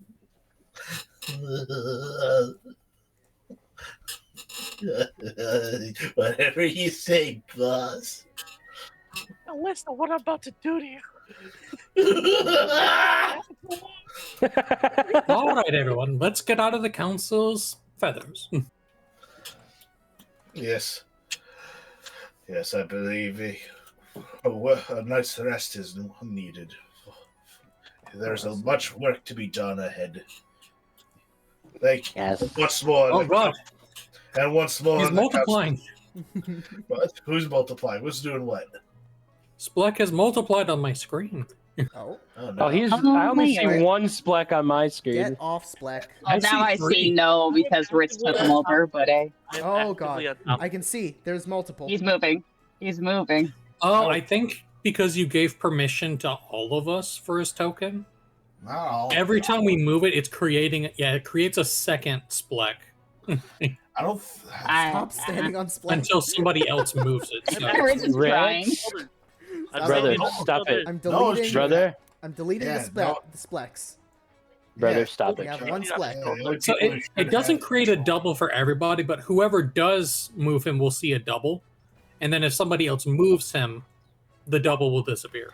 Yeah, the only two people that should be doing that are you and Lou. I don't know how Ritz is doing that. Oh, he wasn't. He's not. Could Ritz you is standing on also- Spleck's head. That Yeah, was a he- joke he- from Ritz. Yeah, he was just following him. Oh, Look, could you give me control of Sergeant Fuzzy Boots? yeah, give me- Because he's in my inventory, but not actually movable. all right. Let me see. Let me see what I can Spleck probably edit. has on him. I can probably edit this. This one here.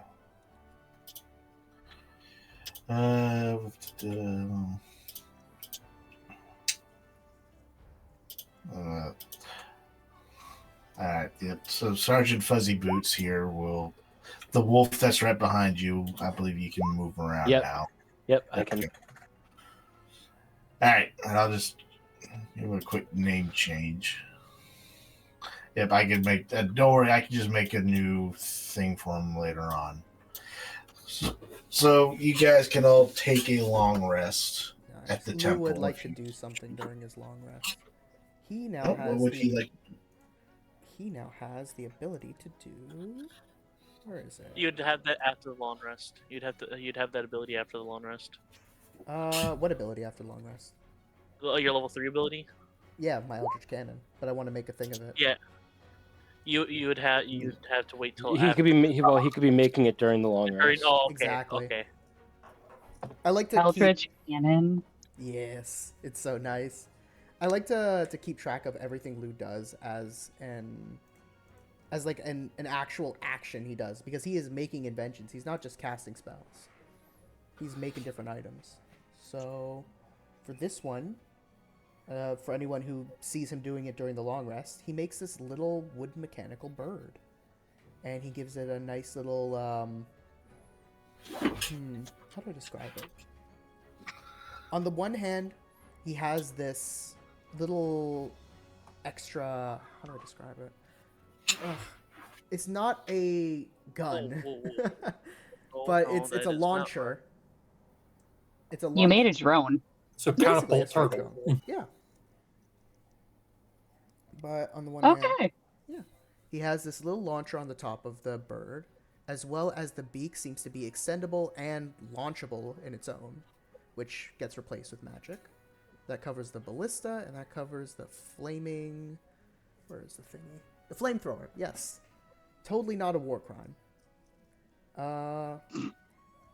And that last little bit, I don't know how I describe him being able to use protective force fields. Metallic feathers start fluttering around people. Ooh, I do kind of like that. So this kind of guy. Yeah, basically. So people are just walking around and they're just trash is getting flung around them in a shield.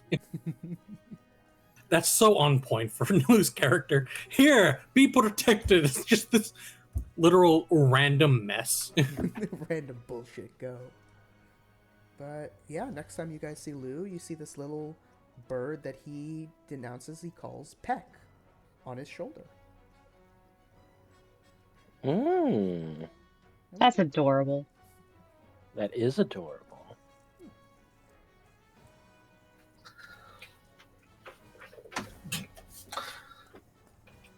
All right, the bird. So it's a little mechanical bird. So it's Yes. it can move around and flap around its wings. All right. Function, mechanically, it is a tiny construct. All right. Oh, Does it have an attack or no? Yeah, it has Yes. 3. It has a force ballista, a flamethrower, and a protector action. Oh, great! Yet another thing for me to make. It's okay. You don't have to worry about it. Considering it's a tiny object and I have no intention of letting it leave Lou's side, it can't be destroyed unless Lou's hit with like a fireball. So... I remember the time when you had to actually choose which type you had after a long rest. You don't just get to swap. I know, it's so nice. I get to play 2026. Back 2026, 2024. Oh, man. 2024. I'm sorry. Yeah, I'm just playing in the future. Stop assuming D&D's year.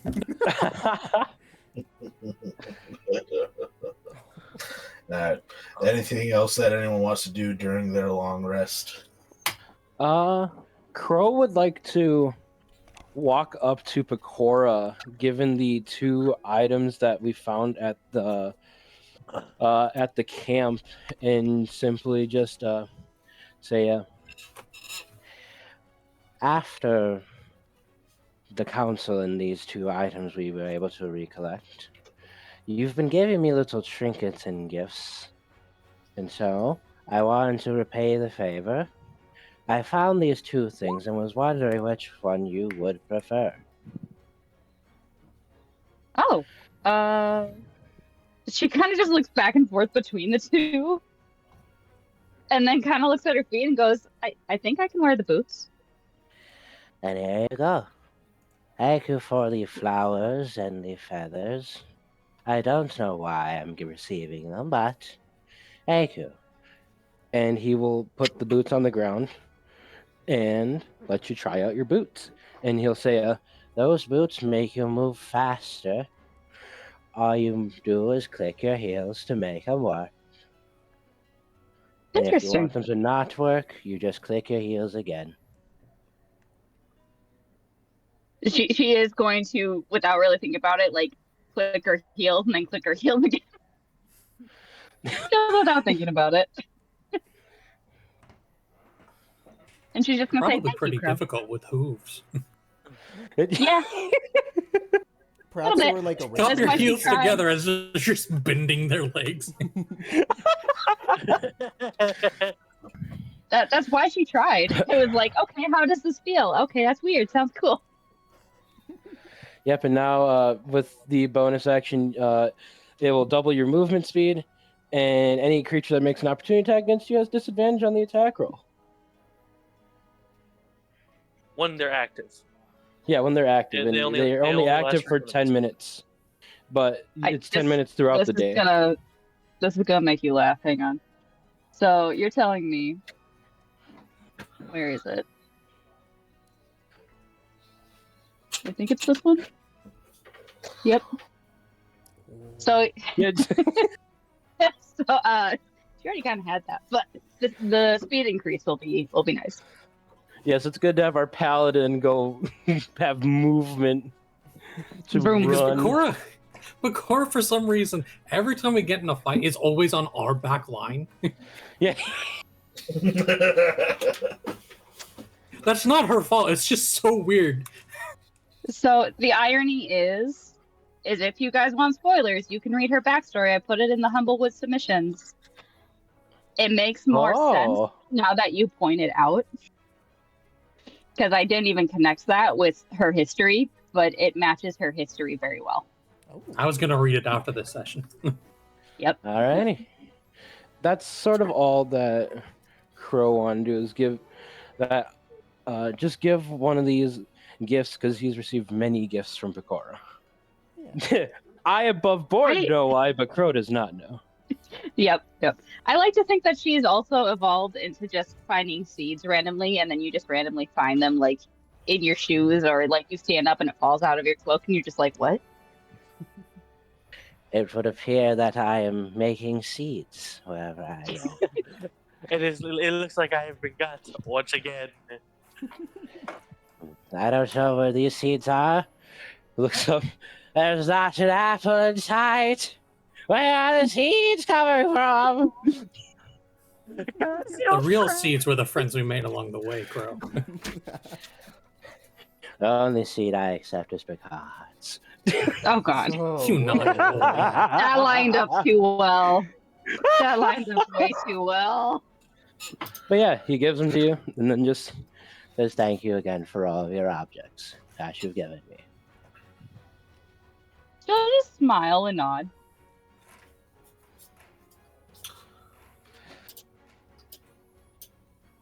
and that'll end the interaction. All right. All right. So the night will pass, and everyone will wake up well rested, ready to start the day.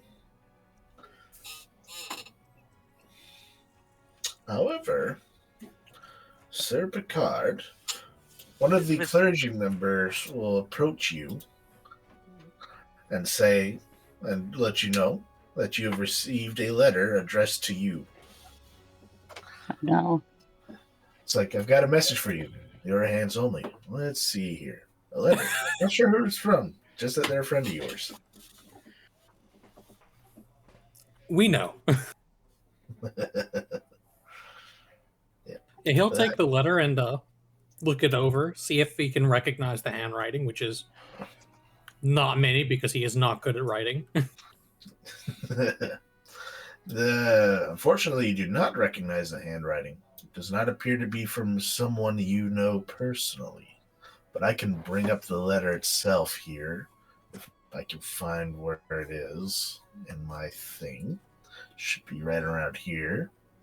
If it's derogatory, It's not. it's for Smither. If it's derogatory, it's him. No one else.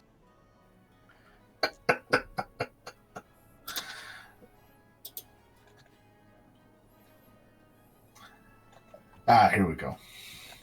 Give me just a second. I'll do a little thingy here. And...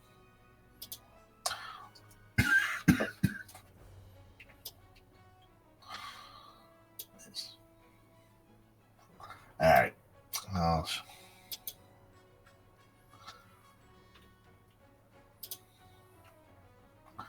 right. I will go ahead and post this in the Humblewood adventure for everyone to read. Mm-hmm. Oh, we're keeping the viewers at home hidden. Yeah, fuck you, YouTube comments. I'll read it out loud for them. Okay. Adventurers, your righteous deeds and service to the realm have Oh marked the no, it way is of our from day. Force Feather. Hey, no, it seems to be good so far. And now the ancient and noble order of the Inquisitors of Gesmi has Yep. need of your Jesme. services. Gesmi? I don't Yep, want- the Inquisitors of Gesmi. Gesmi has need of your services on a matter of utmost importance. The very soul of Humblewood is at stake. Your presence is requested at our most sacred sanctum, the Great Hall of Gesmi. Located in Alderheart, make haste.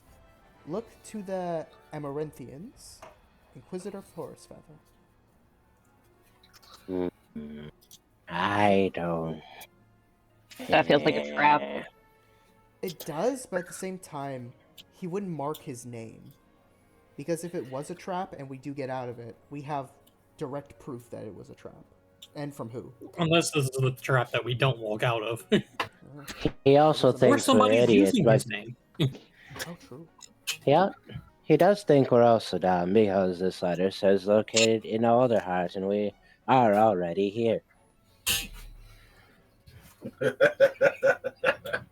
Don't know why he felt the need to say located in Alderheart, but right here,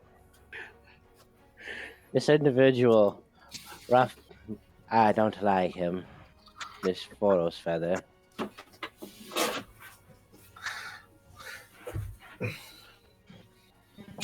As he is like, you do see Brother Renault pass by, and he's like, and he'll overhear the name Forest Feathers. Like, good morning, friends. What appears to be the chat around the watering hole? Just some official business. Your friend here is moving up in the world. I've not only received an invitation to the Perch Guard, but now we are request our presence. It's requested by the Order of the Inquisitors of Jasmine, who I have known nothing about, but I'm certain they must be impressive with a name like that. Yes, Renault will Renault will smile races as you mention that the Inquisition of Gesmi. Oh my. That's not a name I've heard in a very long time. I've never heard of it at all, but Forest Feather does not seem to like me, judging by what Crow here said before. There are few who still utter the name of the Inquisitions of Gesmi, and fewer still who are alive to have known who they are. They do have a connection to the founding of the city. But I must warn you. Although I have to first ask, you do know of the general idea and concepts of the Amaranthi, correct? Probably like in folkloric ways, because he is from literally like the backwater. Yeah. Yeah, you would have So you heard, probably know them, but only as like fables and myths rather than actual creatures and stories. Yeah. Yes. The Amaranthine themselves are the gods of the wood. Each one of them represent a different aspect of our life.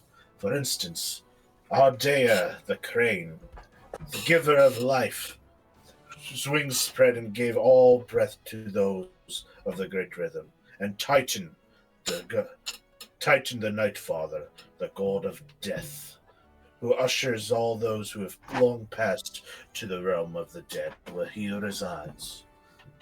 There are a number of others, there are a number of lesser ones as well, including Gaspard the Heroic, patron saint of the Gerbine, and paladins throughout the wood.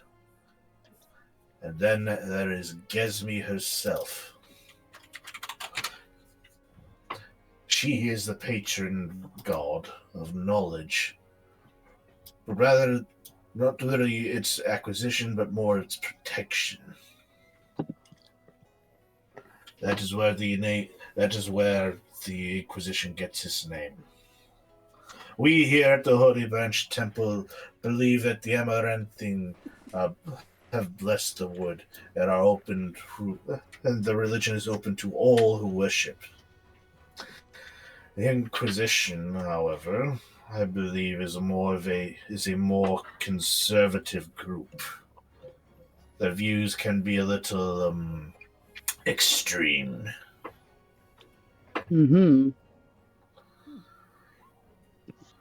Yes. Their history throughout the wood is not one that I like to remember. After all, especially in the early founding days of Alderheart, I do remember tales of witch hunts, trials, hangings, very old and grim things that the Inquisition has been involved in. How long ago were these actions, if you don't mind me asking? No, I'm asking out of character because I want to know if Lou was around for them for that time. No, this would have been maybe hundreds of years ago. Okay. You're not that old. So this is old, You know. old history. Okay. Yes, This like, is yeah. old, He knows old the lore. history. He wasn't the history. Think Salem witch trials old. Oh my. Okay. Yes, the Inquisition itself has the golden age of the Inquisition has long since passed, though it still exists, though not in great prominence. You say that you've received I overheard the name Forest Feather. You're not talking about Counselor Forest Feather, are you?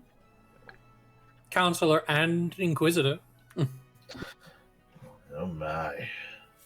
If he is indeed the Grand Inquisitor of the Inquisition, as well as a counselor on the Birdfolk Council, that would give him a lot more leeway in matters of the wood. I would say seek out this hall of the great hall of Gesme, but use caution. Forest Feather amongst the counselors is a rather stubborn man. His views can be rather outdated. Oh, he does think he's a Striga. A dirty Striga. Oh, shit. That's why he's looking at Picard with such disdain. I was about to say, it's because he's the Grand Inquisitor. I was like, that's pretty close to the Grand Wizard. Is he a wizard by chance? We're gonna clean Alderheart one way or another. We're gonna lynch all Strigas. Anyways. I say one word. One word. You said he was outdated. He doesn't realize that they're people now. I don't mean like that. I don't gotta say anything. Picard will kind of puff out his chest. Well, if what you say is true, then this is the perfect time for them to make a resurgence, to once again come to the fore and be respected for their ideals rather than feared and perhaps even shunned. After all, we're out here doing good, trying to make the best out of things that we come across, despite our best intentions. We try. And so we might as well extend that gratitude to them as well. If they are going to be an ally to us against this Scorched Grove nonsense, well, we're not exactly in a position to be turning away help now, are we? That reminds me, I need to send Spleck out to go gather materials. Yeah, Spleck is in Did the you call him corner. Splecka? No, Yes, Spleck. well, it's We're Spleck. not starting another Striga joke. Spleck. No. I said Spleck. Crass, This is Rich, a that's crass. Dirty wetback. Please, no. There's so much racism. I'm not accustomed to it. I'm not that, You'll get skilled humbled. at racism. That's just an actual literal description of the newt. Yep, and just, what? I'm not saying anything wrong. It sounds It's so your guys' derogatory. Yeah, I'm not saying these words. You guys are being degenerates. So, But yeah, you do see Spleck like in the corner of your room, like snoring as if he works a 9 to 5. all right. You know from experience. Yeah. You We'll will just wake him up and tell him his first 2 hours is going to be collecting resources for potions. All right, you first have to wake him up. Oh, I got this. I got this. You said wake him up, not hospitalize him. I know. I know. I'll lock up. You cut out. I heard that. It was too high of a frequency. It did not pick up. Okay, I'll do it slower. No, please. He did a banshee yell. Oh God. You know what? I'll slap you too. I don't mind if this happens. I'll slap him too. Okay, now Lou will take over. Oh, right. We're not going to deter him on his first day. I'm so sorry. Here, I have something that Oh, that first might appease. miss. Does the 12 hit? No, I will appease your darker side, but not as dark. Lou will pick up his tool and he'll cast Prestidigitation and use a sensory effect to make a shower of sparks that'll wake him up. You're telling me screaming "wake up" and then slapping him didn't wake him up? Well, I didn't hear I didn't hear the scream.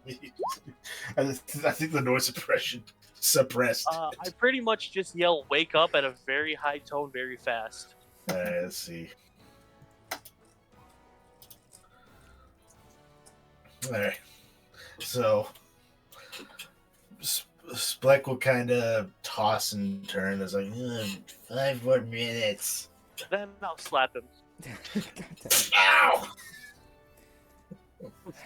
What the heck was that for? That was unnecessary. Come on, Spleck. We've been on our time. You're going to have to earn your community hours one way or another. Oh. And then we get the train afterwards. You should go collect them health potions. The heck is he talking about?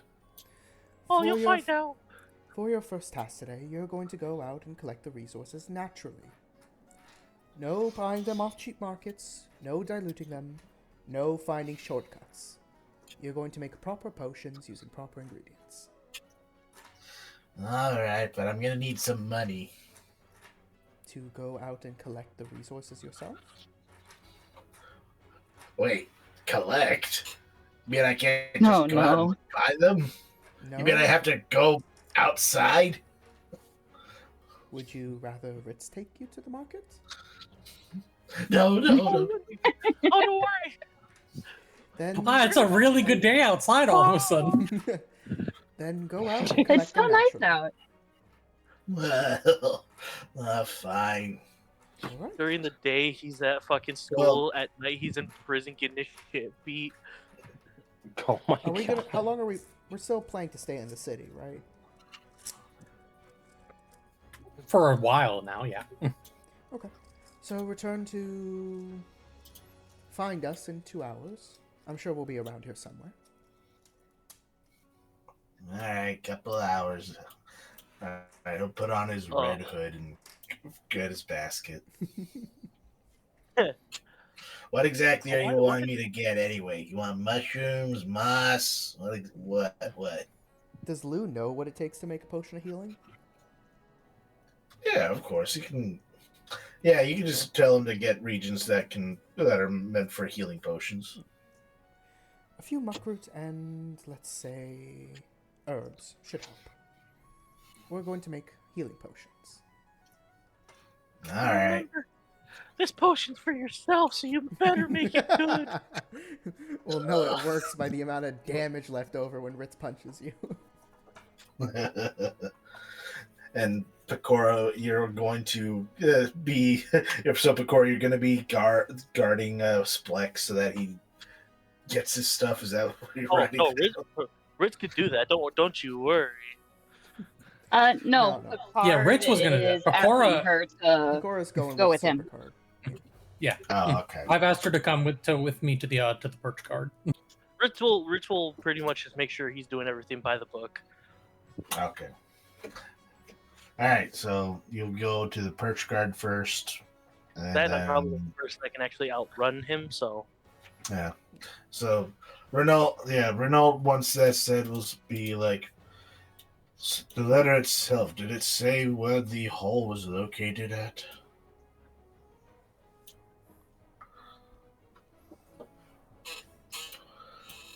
Hello. Who are What was that? he's in a room by himself. Did the letter say where the thing is at? Where the Yeah. So the letter you Yeah. received, did it? Where we're going. He'll Something ask of if it Gesmi. mentioned the location of the Hall of Gesmi. Yeah. I just like the fact that he's in a room by himself. I mean, Then they walk. technically it didn't. No. Yeah, It technically. told not- us the name of the place. It did not tell us where it is, but I'm sure we can just ask around. May I see the Look letter? to the please? amaranthines. Yeah, Renault. Yeah, Renault will ask for the letter. Yeah, Picard will hand it over. Doesn't see a problem with it. It's Renault. Ah, yes. It tells you it's somewhere in the city, but it doesn't say specifically. Oh, the stubborn pride of egotists and narcissists. They want to be secretive for their little club, don't they? Huh. Wow, so much hatred. I think just It's you very saying that deep-seated is throughout kind of proof generations. as to why they should be secretive. Yes, Bless you. I understand that. It has been a long time since the Holy Branch Bless you. Temple has had dealings with the Inquisition. Oh my I God. do recall, though, some time back, there was a gentleman that came stumbling in here during a rainstorm, rather drunk and off his rocker. He was shouting obscenities and invoking the Amaranthine in ways that were most unholy. But he did make mention of the Inquisition itself. I do believe this gentleman may have been a vendor in the market of some sort. I would suggest trying to ascertain the location through that channel. Well, I was going to head down to the market later today, anyways. Ah, excellent. You think you could pick me up a couple of things? I need roses, I need bread. Of course, if you make a list, I'll be certain to buy them. Oh, I was just making a joke. Don't worry, son. We have plenty of supplies in need, but your generosity is most appreciated. He'll It go is, ahead I and- feel, the least that we owe you after you taking us in like this so suddenly and without notice. Yes, a friend of... Yes, after all, a friend of Finger Lickengood is a friend of mine. Indeed, Finger is a deeply respected individual. By the way, have you seen him? Oh god damn it! I fucking knew it. In the Wait, city, no. But he does have a tendency to get himself in trouble, so I'm certain if we go on a quest, we'll find him pretty quickly. Yes, Yeah, I'm sure. Always a dude That's helps pretty being a accurate. god. An elder god needs help from Hey, mortals. And No, for no, no, record, demigod. We've been over this. he's a demigod. Gotta be fair. And to be You're right, you're and to be blunt, Picard is actually saying this because this has been the case. Yeah, He just like, seems to wind up in the right spot for us to find him. Our paths do cross often with him, so we'll run into him, yes, eventually. Well, yes, if you do see him, just make sure he's all right. He does have a tendency to wander off. Hmm. We'll make Alrighty. certain that he returns here safe and sound. Ah, For at least a day. oh. Oh, you jokester. I wasn't joking. Oh. He does legitimately have a trouble with getting himself into trouble. Right, well, I'll return to my duties. If you need anything, just come find me or old Methuselah. He should be preparing for his sermon right about now. Well, What thank is you, he? Bruno. Oh. We will take advantage of your offer as soon as we are able. Yes, yes. Methuselah was right behind me. What did he? Oh my! And you can see in the hallway, old Methuselah is slumped against the wall, fast asleep. Not again. Take Thumbs take up, care, man. take care, friends. Let me deal with this. So relatable.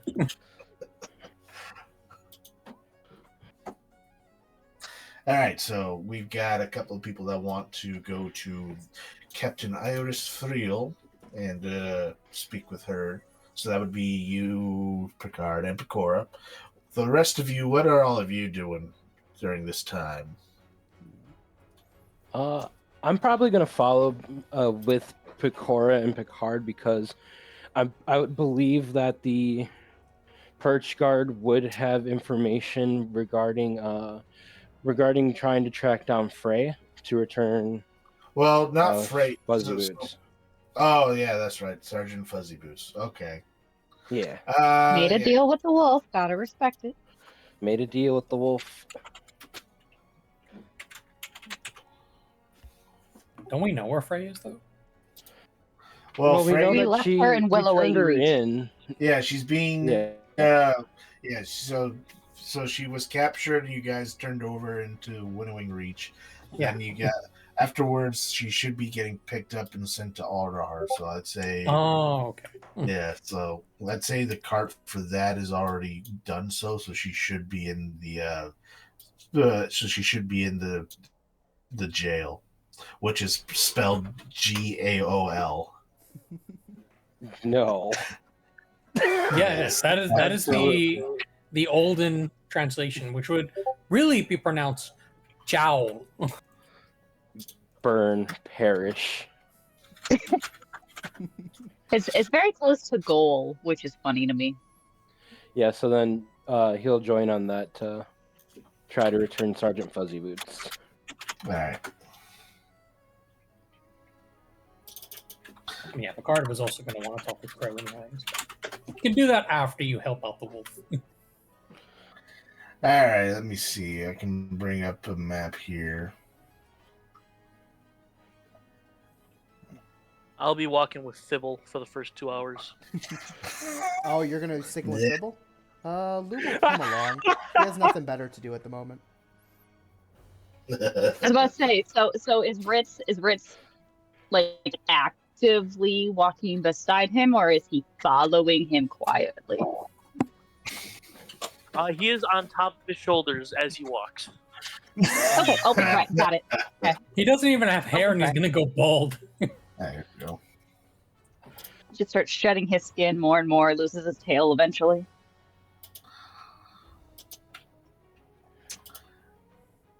All right, give me just a second. I'll bring up the map for all of that here. I'll be right back. I'm gonna grab myself a snack. Gotta wake myself up. Yeah, I think it would be a good time for a little quick break. I was about to say cheese stick sounds All very right. good. Right? All right. And I'll go get a drink real quick. All right, go ahead and give it about 5 minutes, and we'll all be back here. Alrighty.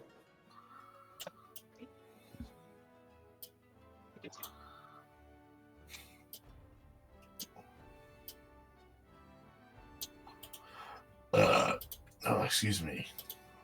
Nice burp. Thanks. I have y'all in my headphones, so I can just walk away.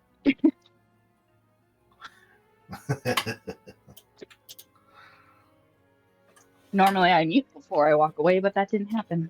I should be able to have a hot dog. Yeah, Ma, you should be fine.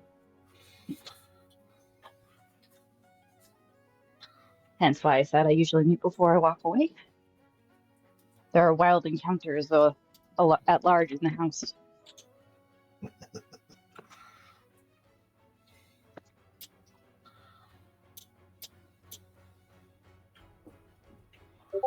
Unfortunately, somebody in the home has a sodium restriction and she doesn't respect it nearly enough. Hence the question about the hot dog.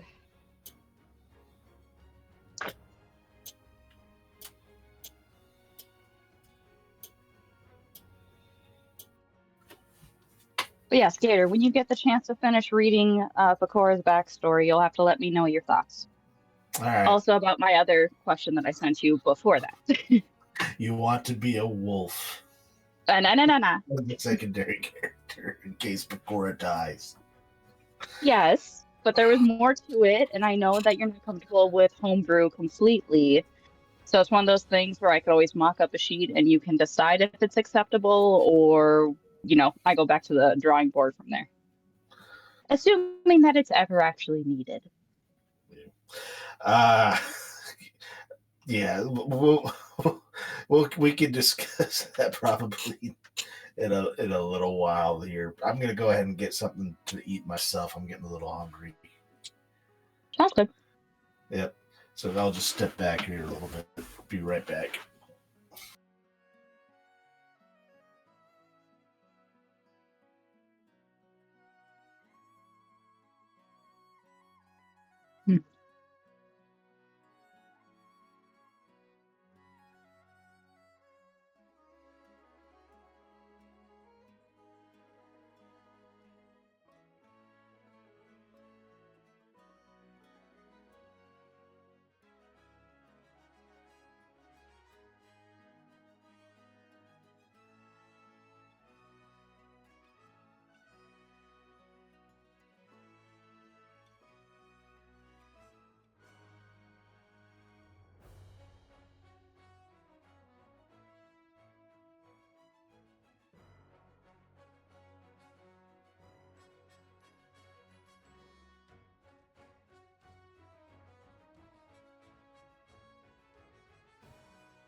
Hola. Oh, hello. He's back I'm back. with big sandwich. Heck Welcome yeah, I back, got friends. pasta. Ooh, what kind of pasta you eating? There's I forget the name of it, but it's the pasta that has cheese inside of it. It's like a little packed thing. Ravioli? I think so, yeah. Oh, Is it a square? Is it a square or more of a circle? It's these little colorful pasta pieces. So we got some reds, we got some greens, we got some yellows. Hmm. Can you take a picture of it and send it in the chat? I'm curious now. Yeah. We sharing food pics? Mine's Oh, very you want a boring. Food pick? Food pic. One step down from feet pic. Oh god. Sorry, I had to make the joke. And with the recording still on, fuck. Damn it. I need to mute. I need to mute when I say stupid stuff. Then y'all are gonna laugh, and no one who watches this video will know why.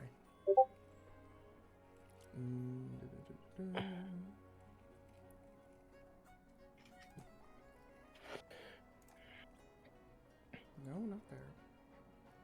Yeah. Cheese sticks. Ooh, 3 cheese sticks. Yeah, I ate the Heck fourth one. yeah. There Actually, you go. looks like a good That's the sandwich. sandwich I'm eating. It's massive. It is the size of my hand. Yeah, but that looks like really good bread. Must be soft. Yeah, it looks tortellini. I think it might be. Hi, love. I don't know the name of pastas. Everybody Hey, says hi, sweetie. and they send you kisses and love and whatnot, and they're excited about your new job. I'm back because he's. Hello, lover. Hang on. Let me just put you on Aw. speaker at this point. Hang on, guys. Hang on. Can I just flip it? All right, let's turn it up. Turned up. There we I'm go. turned on. Nice and loud into the speaker. Thanks, local. Hey, babe, how you doing? Oh, great. You're looking mighty fine over this internet connection. Exactly. Yes. Mm. But yeah, just to let you guys know, she was so distracted by pasta, she didn't realize I was standing here and I bit her. You That is bit her? unforgivable. Good job. Yes. Save some Deserved. for us, man. Hey, he's our fiance. She's not. No, I know she's not. He is. Save some biting for us. I got games. Okay, go have fun. Tell the other server I say hi. Hi guys, I got video games to play. Ooh, I what hope you video have game you got to play? fun, Lovey. Oh my god. Happy Valentine's. Belated. I'm switching Happy back to. belated Valentine's Day. Yeah, he Damn. found everybody very entertaining. For the record. Man, can't believe That's I good, wanna because get the only bit other by option him is and- creeped out. Don't worry, I'll bite you for him. Thank you, Picard. I always look forward to your beak downs. It's guided by the wind, some say. Guys, I'm eating food, please. Want us to keep going? I'll or- give you something to choke on. Dinner and a show. Dinner and a show. And a show. My goodness. This pasta I'd ain't the say only jolly thing good saucy. show.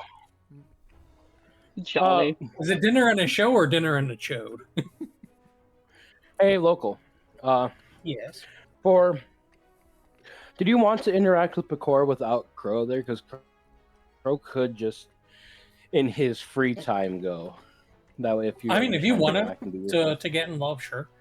Picard wants to go I mean, and have like technically.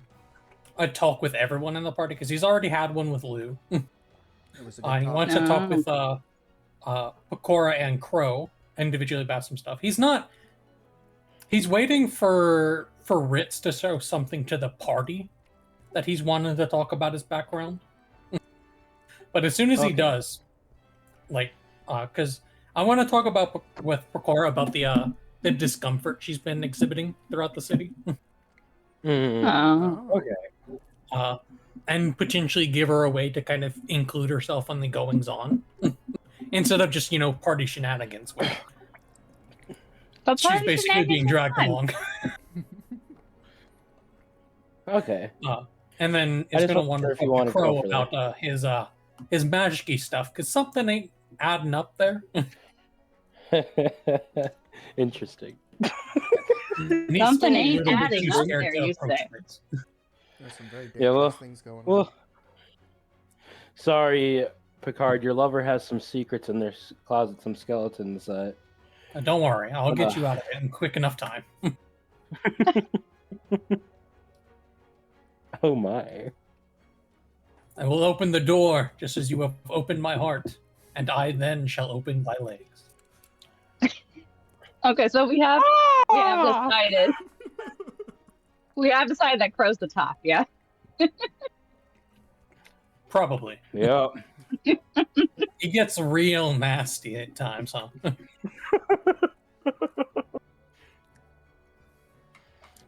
I need a drink.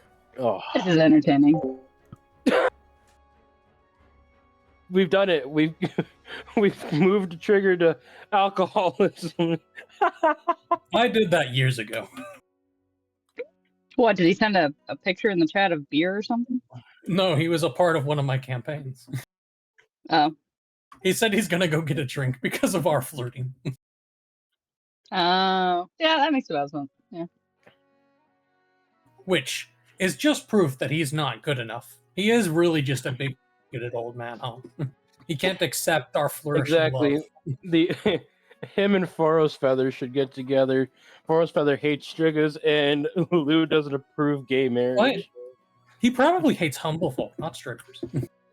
I heard that. Oh, hello. Good. Welcome back. I'll say it Well, again if he louder hates- if you didn't.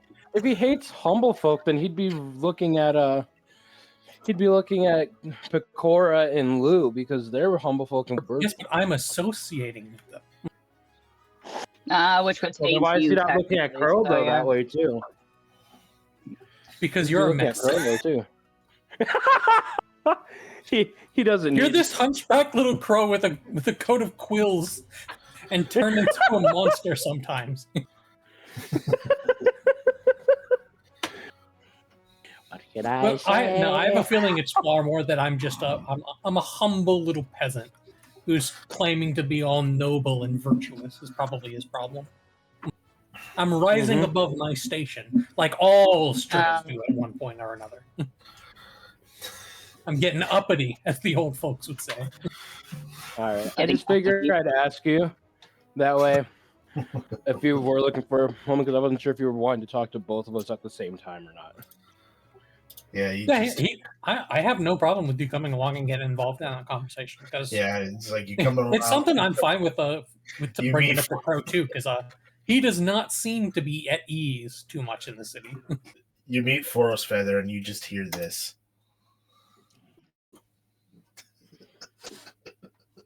I didn't hear If you played anything. anything, I didn't hear it. Oh man! If it's a soundboard, I have it muted. It's My master plan. it You is a hear soundboard. nothing. It is a soundboard, and it's the Uncle Ruckus theme. Ah, What? so he's a you might be onto something, Unwars. I mean, Crow. You're both black. All right, so we'll get back at it here. I'll bring the regular music up. So we'll first meet with we'll first go with Sir Picard, and who's with him? Pecora and Crow. Yes. Yep. All right, Because I think Ritz and Lou are both following Fibble, making sure he doesn't get Yes, himself they into are. trouble. Ritz is sitting right on Fibble's shoulder. all right. The three of you can place your tokens at the very bottom of this thing here. As you make your way to Perch Guard headquarters, you've got the hustle and bustle of guards going about taking prisoners down to the jail or doing administrative work. And at the very end of the hall, you do see upon the desk Captain Iris Friel of the Perch Folk Guard. At least I think so. I think I've got I'm back. she's on the map. Grab later. myself some water and a snack. Welcome back. Welcome back. There we go. But Yeah, you do before see- we meet with Captain, I'd like to have my conversation with Pecora and potentially Crow, if he wants to be a part of it, outside the building first. All right, go ahead. Oh shit! Oh no! Oh, God. Where's Finger? Finger's here. That move. I blinked. I missed it. I've got Nothing happened. I've got all these guys on the map. Twist. They're all on the map layer? I know the I feeling. put them on the map later. Plot twist. Finger is in jail. Oh my god. That would not surprise me. He's going around doing all these earthquakes all the time. I accidentally cast Moonbeam on some peasants. I accidentally shoved the world a little bit. Yeah, as the Perch Guard headquarters come into view, Picard will take a long, appreciative glance at it, just soaking in the feeling of finally being here at like the culmination of his life's efforts, which is not very long, and not very impressive either. But he's gonna pretend that it is for himself because he thinks he's doing good. And as he's looking over it, he's gonna kind of glance over at Pecora for a second and say, "You know, Pecora, we've been on the road together for a while now, and though that journey has been hectic, we haven't had a whole lot of time to just sit and talk about things, you know?" She just stares at you. Well, I'll get to my point then. You have been quite discomforted by Alderheart since we joined it. The crowds, the large vistas, the heights. You seem to have I don't know what you call it, aversion, since I haven't seen you aversion to anything. You are a fearless and noble warrior in battle, but perhaps you come from somewhere more like me, the humble of beginnings. Though at least mine was a small trading town. I would imagine yours is probably some forest village or something. Or something. Or something. My point is that how do I wish to put this? I've never been good at this whole gallantry thing. Perhaps you would like to spend some time down on the roots level with me later. Sit, chat, talk about our adventures up until this point. You're a rather mysterious figure who looked across our road, and it certainly has been luck, in my experience, to have you with us. You have become a rather valued member of our hero band. As he is visibly trying to hold back his laughter. You know, seeing him trying to hold back his laughter does get actually a genuine smile out of her. And she will say, I like the idea of going down to the roots instead of up here where it's windy and loud. It's so very crowded. Though I've never met anyone from Orwell. I've never met any Perch God from Aldahart before. I know a lot of older, wizened, seasoned veterans of the Perch God who love nothing more to do than to have a nice drink and company, share some stories, exult in the company of good comrades. Perhaps that might be more your pace. You know, something to hear about the Perch God and why I value them so much, as well as potentially find a route for something for you to do in these hectic downtimes of ours.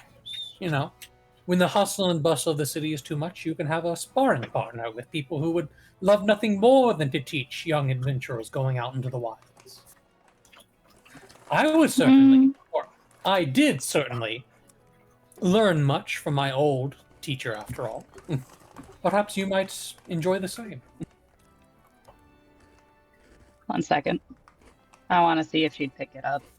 1 second. Pick up Okay, what? she won.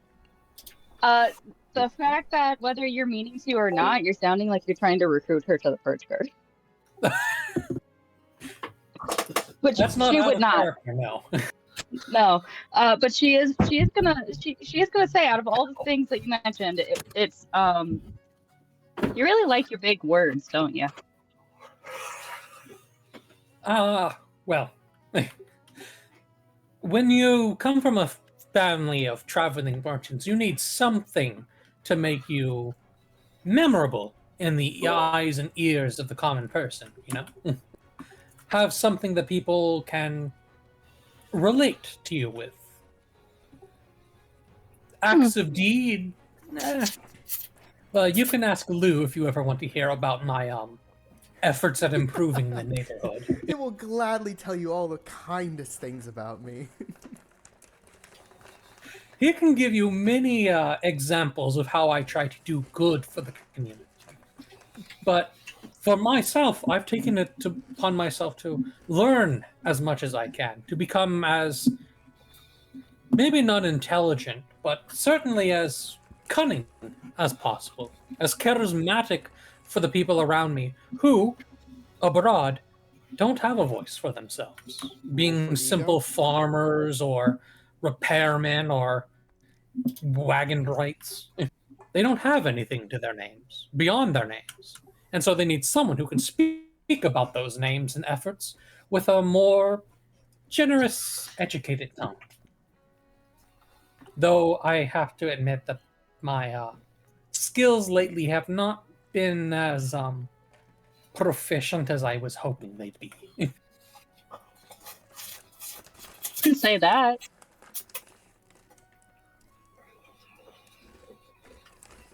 And that's all she says in reference to that. Is just she would not say that.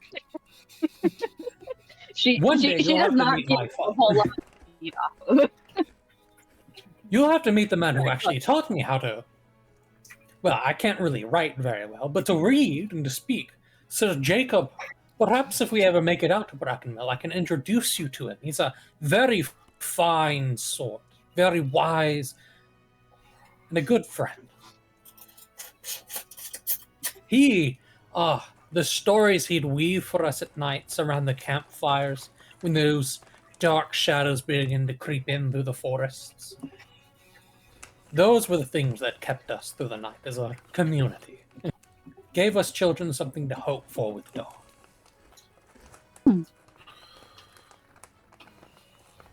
As long as he doesn't make me sit there and repeatedly write out the same words over and over and over again, I'd be willing to meet him.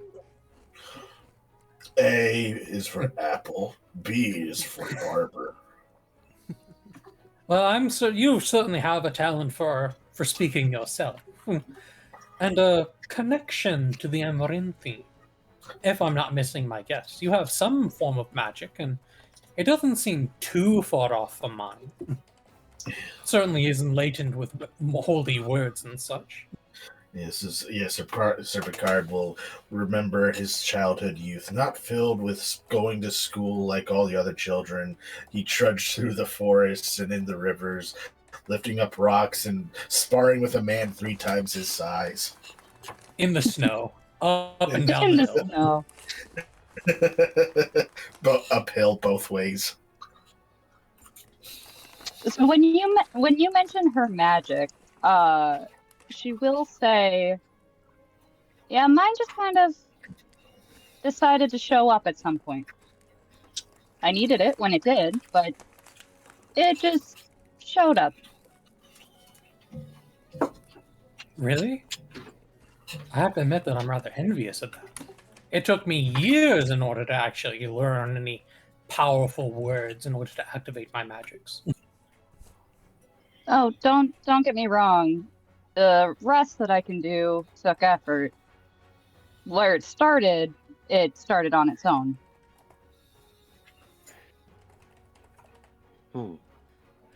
Crow's head will like pop up just like on the side. Just say, it is interesting that that your magic comes from that it just came to you when you needed it. Were you in danger? And Crow, like the entire time while you two have been talking, he was like silently walking beside you guys, enjoying the conversation as you guys are talking, because you guys having words and just sitting there. But then that piques his curiosity there of just. Did we actively know that you were there, or did you just tag along? Oh, He's been with us. Yeah. It's kind of hard to miss him. Okay, just making sure, because you could actually spook a girl. Anyways, which I don't know, it's gross. I don't Guard think knew he he was there actually the whole spooked her. time. He was holding He's a hand. there. Cora never saw him. Yeah. You know what? For shits and giggles. Just For shits pops and out of a giggles. bush behind Pecora. Oh shit! Yeah, no, she was not aware. Yeah, She was not aware. So it's like, oh shit, I forgot, Crow, you were here. I forgot about that. Yeah, you get her to jump a little bit. I'm sorry for the silence. I just when you're having conversation, it's nice to listen and just sort of be a passenger alongside, as good conversation is hard to come by. Oh, yeah, I'm usually the one doing that, not the other way around. She does eye you a little bit like she was not expecting that. She should have been, but she was not. Bro does the. Oh, pretty much. What was he saying about the magic? Go back to Crow's it. You would ask her a asking- question. Yeah, Crow asked you, were you in danger when you called upon these magics? Since you said it just came to you, were you in peril, or were you trying to save someone? My brother was dying in my arms. And for as straightforward as she is and simple as she is when she says that, she doesn't look at either of you when she does state that.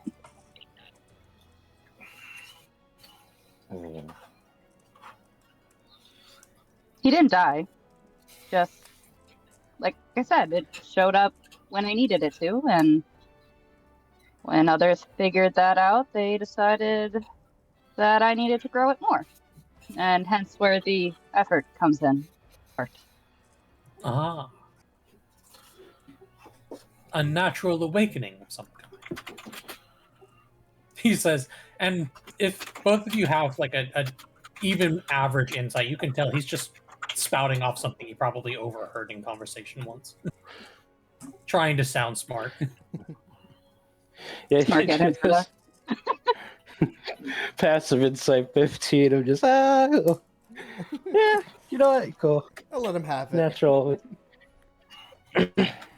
Yeah, just it's fine. I'm not gonna fucking get on I was Picard for about to that. say, hers is actually just a basic 10, ironically enough. Hello, Morgan. Probably still good So enough. it was- Because so it was Picard does cool. not know how to lie at all. So it could have been emotionally fueled. Was there ever a connection between the place you lived and where your family resided in? It could have been one of the Amaranthines themselves that blessed you with power.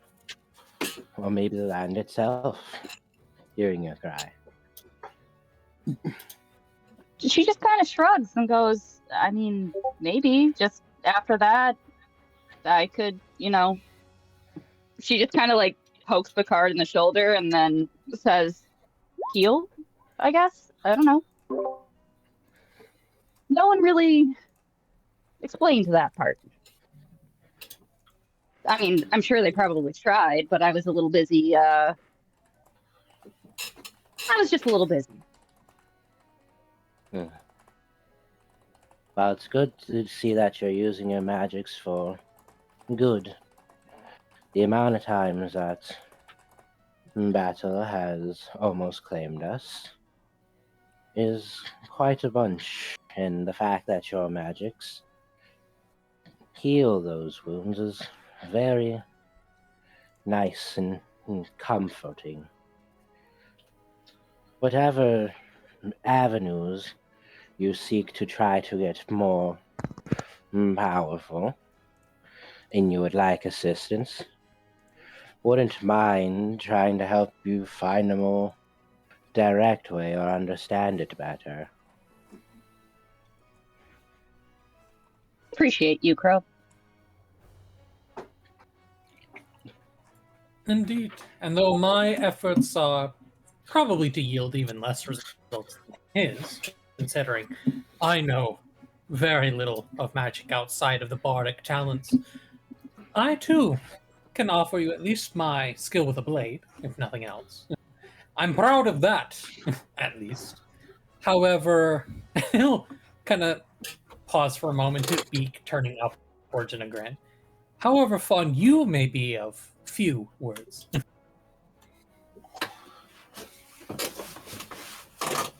So she'll What do I take smirk. markets?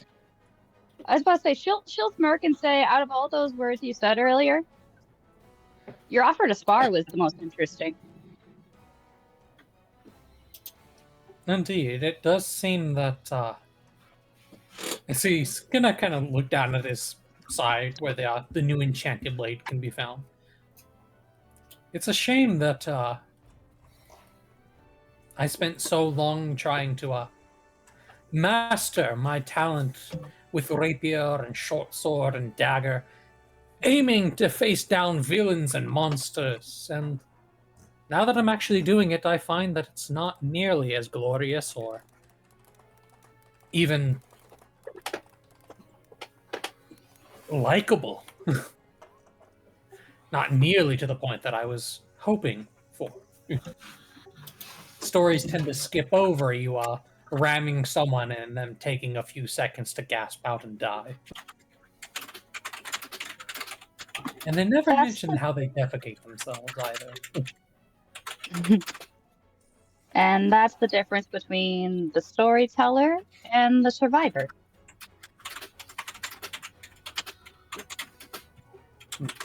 Indeed. I'll make certain our stories have none of that, of course. Only filled with the bravest and most vaunted of our feats. Including and of when you course, cringed the at an eyeball. innumerable good acts that we're going to do.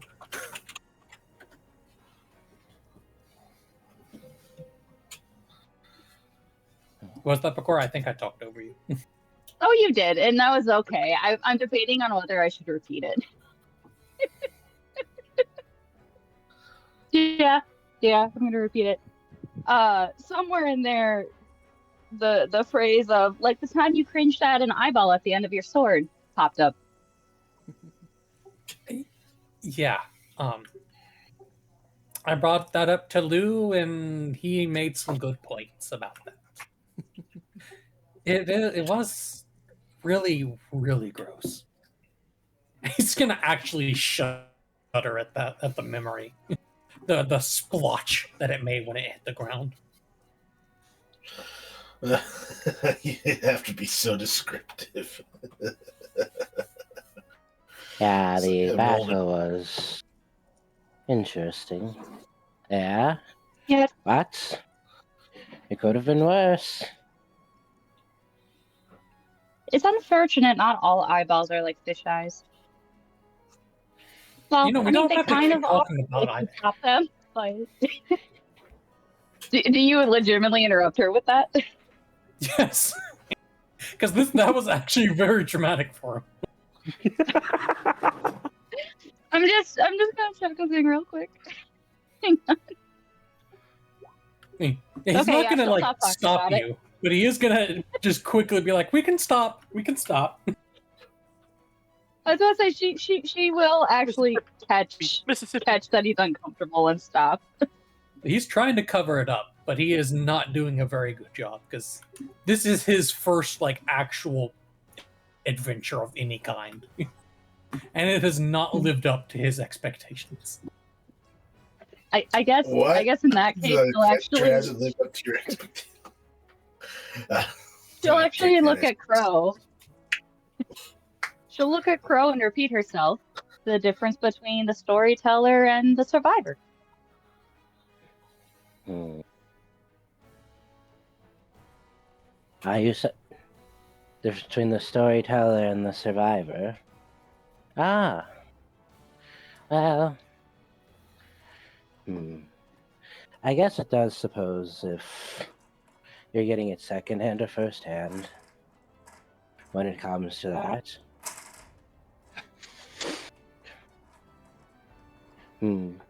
Although, if it's a story by Picard that is making us look good, I don't really have to worry about going into too much details like the eyeball thing, because the storyteller can choose to omit that, but the survivor will always remember that. That was well said. Yeah, Picard will throw a hand around Crow's shoulders, and Picora too, if she allows it. Yeah, she will. You're making an effort. Don't you She worry, will. my friends. Don't you worry, my friends. The story doesn't need to make you look good. You already look both stunning enough as it is. You've both kept me alive through probably more scraps than I deserve. And I'll make certain that as I grow in my talents, many of them as there are, I'll make certain to use them to keep you alive as well. It's not a good story if there aren't proper heroes. Well, Forward to it. yes. Speaking of proper heroes, we should make our way to the Perch Guard over there and make you a full member of the Perch Guard. Or at least see the Picard's steps to turn doing make a that. quick insight. What was that? Sorry. Picard was going to make an insight on Crow for a second, be like, He was about to let his giddiness run away, but he'll pause for a moment and say, before that, Crow, there was something I wanted to ask you as well. I've noticed Crow that stiffens. as we're, traveling along the road or in town at times, you sneak off at points. And your magic is of a kind that I've never heard of. Is there a story behind all that? Consider me intrigued because we fought together on the front lines a few times, but I have no idea how you managed to do the things that you do. That's regarding that part of it, as you could see, Crow is like very uncomfortable as it's brought up. Like his demeanor changes a bit, and he's like looks down to the wolf. I'm not gonna say his name because that would take it out of you, but he's gonna say, honestly, the power that I got. Let's just say that I got what I asked for, and didn't realize that what I was asking for was more than I could handle.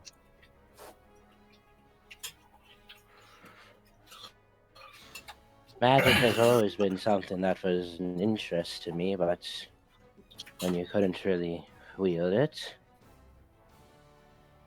you have to find ways to do so, and someone was able to give me the gifts I have now. And I'm still not entirely used to them.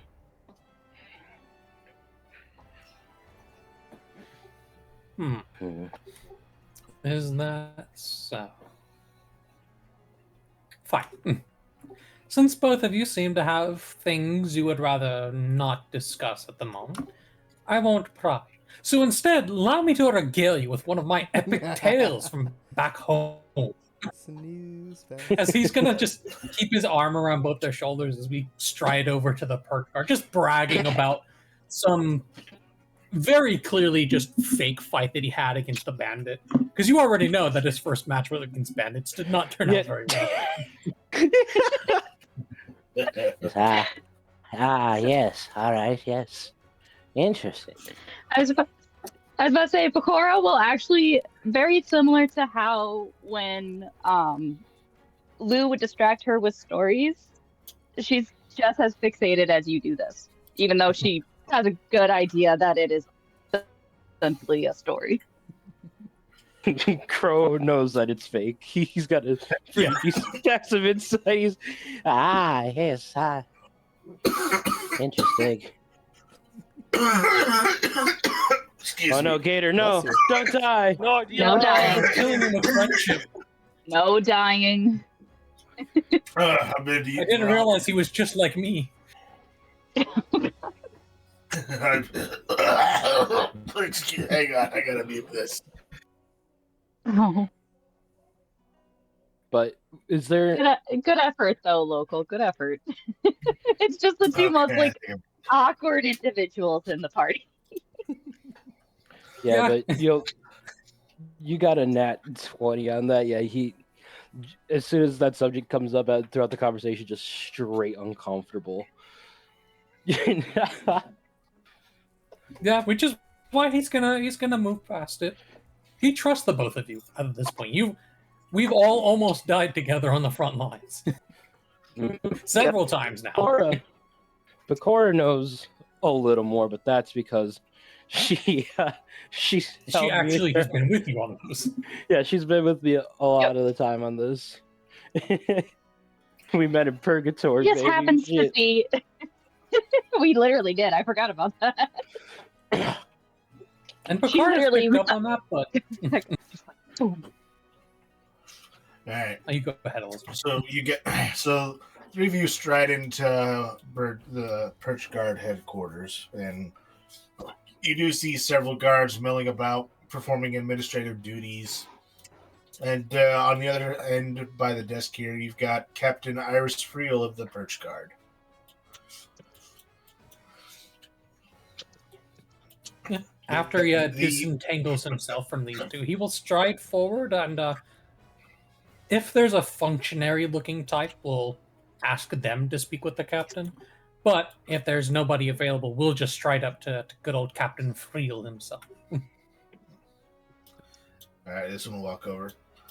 Hello there, sir. How can I be of assistance? My name is Picard of Brackenmill, and these are my companions. We are the Backyardigans. You probably have heard of our many famous exploits up until this date. Oh yeah, definitely. He's lying. Yeah, Picard does not Straight notice up. that at all. Yeah. Well, No, we I'm were kidding. He's directed yeah, here of by course he's the We were directed here by the Noble Council to speak with Captain Friel about my potential recruitment into your ranks. We've been tasked a mission by them to help deal with the coalition and their shenanigans around Alderheart. Ah, that's right. You're the one that the council was talking about. The captain is actually expecting you. You just head on down the way here. Thank you very much. And as he moves forward, he'll kind of look back at Crow and Pecora. If this is a bit too, chaotic for you, you can both wait outside. I don't expect this will take very long. And we'll drop by the Inquisition's Holy Order after we finished our business here, and we find wherever Lou and Ritz have scampered off to. Sounds good. Yeah, it doesn't sound too bad. I actually might ask that gentleman as he goes to take you. Just send him back here so I could ask about the prisoners and see if they're holding. Yeah. Pecora Why do you will keep saying jokingly Freya? say, There's no A at the end. Pecora will jokingly say, and if you meet us in there, scream very loudly. Yes. Half joking, anyway. That was not a very good joke, but I laughed. That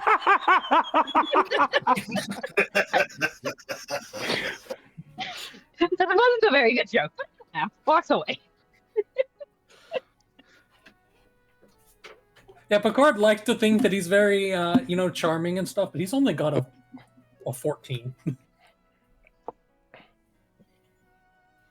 All right. You can approach the desk there. Whoa! Zoom. Zoom. So can I? Just runs right up. Can I have your autograph? All right. Unironically, that's probably the second thing that he'd say. All right. Yeah, You see- he'll go up to Captain Iris Friel and kind of snapping into his best facsimile of a salute. We'll say, Captain Friel, an honor. Picard of Brackenmill, here at your service. All right. She'll return the salute. At ease, cadet. I've Many been thanks. informed. Yes, I have been informed that you wish to join our ranks. Is that true? It's something I've wanted for my entire adolescence. Yeah. That's something I've wanted for my entire 5 hours today.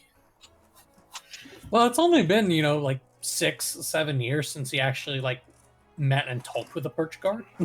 So it hasn't been that long in the grand scheme of things. That's only a third of his life.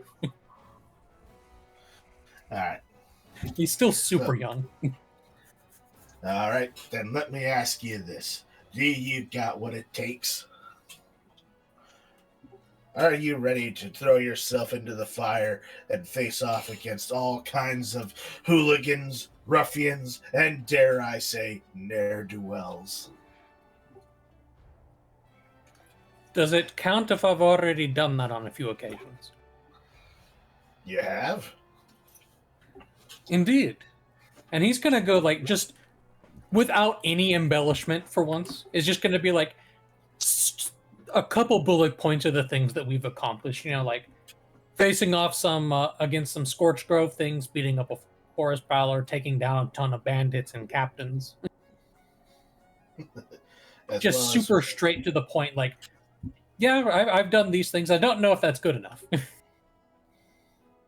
Good enough, son. I've got men that have been on the force for 5 years and haven't even done half of what you just told me. The I wish. glorified mall cops. Yeah, mall cops with spears. That's what they are. Well, I thought there better not have been a 6-7 joke in the I back. said 6 to 7, not realizing that was a meme again. Because It's it's a not a bad meme, meme. it's just something people cling on to. So I did inadvertently make a 6-7 comment without even noticing. Yeah, that's why. It wasn't the comment. sounds It wasn't the quiet. comment. It was what I did afterwards of going 6-7. Yeah, In the no, I heard. background, and I heard him. him in the background. I know, but it Yeah. was my fault he kicked off. I'm the cause of our millennial woes. Yeah, go to hell, local. Careful, Gator. We got a game on Sunday. Yeah, He couldn't even say it with a straight face though. You know what happens Alright. when you tell a local to bring the thunder. Yeah. So Iris Friel is going to just look at you. It's like seeing as she did kind of see you as like, oh great, another newbie fanboy too. Well, it might actually be worth something. All right. Is there any position that you really now you want to be a perch folk guard? Is there any other position that you want to strive for within our organization? You want to be a knight, or do you want something a little more out of the way? If you had asked me about a week ago, I would have said there was nothing more honorable than taking care of Alderheart as the proud knight of the aviary. But now that I've seen how much woe and ill fortune and ne'er-do-wells exist out in the wilds, I'd like to take a position that allows me to go to these smaller communities and give them the hope that the Porch God lent to me and my kind. And of course, I need some agency to help out my friends in their tasks and adventures. We've stumbled across a few things of pretty unsavory note, both within the city and out of it. And we have a lot of loose ends to start looking into. Alrighty, what sort of help you want from us? Honestly, Captain, nothing more than your good word and your approval. As much as I'd like to join your ranks now, I don't think that I'm quite ready for that. Not when I have so much out there waiting for me. Well, that's all right. What I've been thinking of is creating a new branch within the Verge Road Guard that allows some of our members to be more out in the open. But as you can see, we've been kind of short-staffed as a result of the fires and the bandits, so I haven't been able to put pen to paper regarding this yet. But with your addition to our ranks, perhaps you would be the first to become a perch folk. Not perch folk. What am I saying? A perch guard ranger. Ooh. Fancy Oh, name. ranger. That is a nice ring to it. And I think I might know some folks who may not want to join the perch guard truly, but who I think would make excellent honorary members for bolstering your reputation and for achieving some actual good out in the world.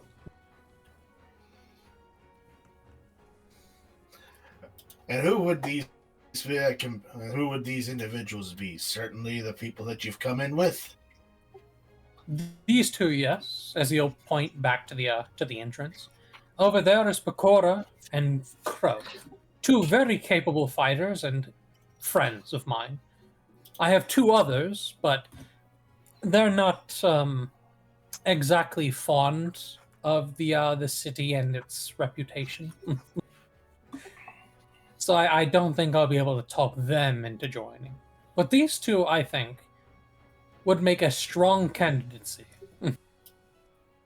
And we've also captured a fair number of bandits who are looking to turn their coat into something more respectable. One of my companions, Sir Nipluve, He's actually been trying to talk them into getting legitimate work. He could probably steer them your way if you're looking for more menial things, people to fill coats that have been left too empty. All right. Got any names to these brigands?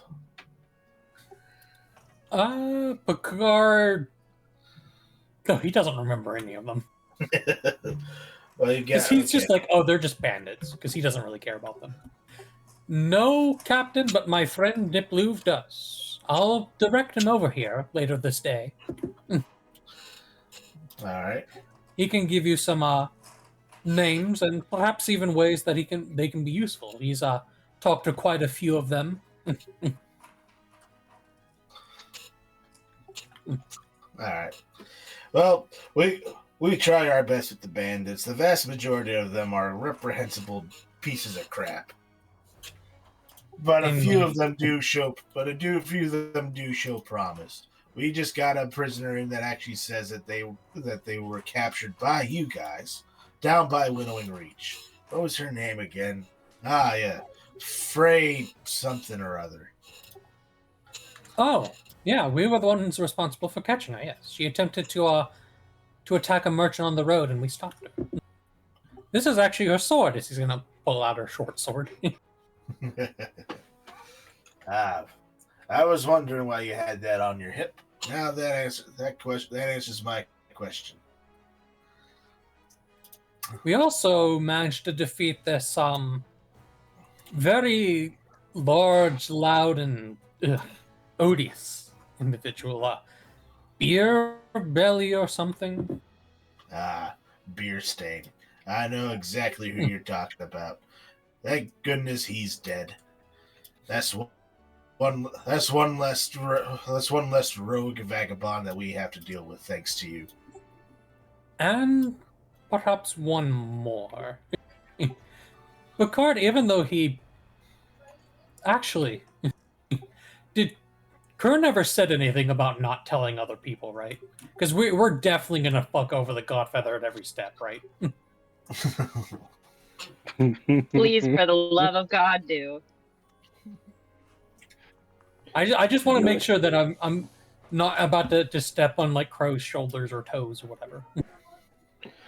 Oh, you're fine to let loose with this Godfeather thing, Rick. And just you can let her know anything. It doesn't really matter as long as we get to Frey, it's fine. Yeah, he's not concerned about Frey, but the Godfeather, he has an absolute hate boner for the guy now that he roughed you up. Yeah. How dare you hurt my beloved? One of our companions over there, Crow, had a run-in with the Godfeather and his ilk on account of how we killed Bierstein and appropriated the funds that he misappropriated. We intend on paying back the Godfeather his debts in the most physical, violent, and just filled ways possible. It would be an absolute honor to deliver this justice alongside the Purge Guard. I admire your courage, sir, but that does seem to be a bit out of the way for you. You just joined the force after all. But if you're willing to fill out a report, I can send a detachment to investigate these claims and see if we can figure out where the Godfeather is operating. We doubt that he's stuck around, but he was using some urchins off the street in order to steal goods from the nearby Temple of the Holy Branch. That, along with the Salting Crow, our party has decided that we're going to handle the Godfeather at some point. Not now, we don't have the talent yet, but in the future, should you find anything else about him, we would be exceedingly enthusiastic in assisting any matter that has to do with putting him in his rightful place behind bars. And then under his breath, kind of sort of loud enough to hear if she has a good passive perception, or under the ground.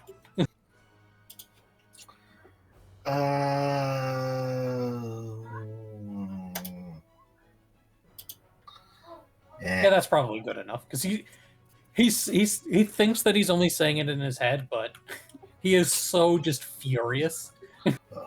Well, either way is good enough for me. That's the God Feather is the most vile scum we've had in a very long time. Very long time indeed. Whether he's behind bars or behind a tombstone matters not. Just make sure that you don't get in over your head, kid. Now, I need you to sign a couple of things so that we can officially recognize you as a member of the Purge Guard. Sign here, and here, and here, and here. Not there. And here, and here. It says initials here, but I don't have a last name. It's just P. That's right. You don't have a last name. SP, Surfer Card. His first name is actually Sir, yeah. Make your mark. He'll just put his like talons in ink and put it on the page. That's probably good enough. All right, and then Captain Iris Friel will shout out, "Attention!" And all the bird folk here will come to, and stand at attention. Gentlemen, this is Picard, our newest recruit, and the first member of the newly formed Ranger Division of the Purge Folk Guard. I expect you all to present yourselves according to the bylaws and the statutes and the principles of this city. You are the front line against tyranny, villainy, and crime. Now, Mr. Picard, raise your right hand and swear the oath. I state your name. He really wants to be a smartass, but at the moment, he's going to hold it back. I, Picard of Brackenmill. Do solemnly swear. Do solemnly swear. To uphold the laws. To uphold the laws. And defend the city of Alderheart. And defend all of the Humblewood. Yeah, close enough. Against any and all foes, large and small, and defend all citizens, large and small. What she said.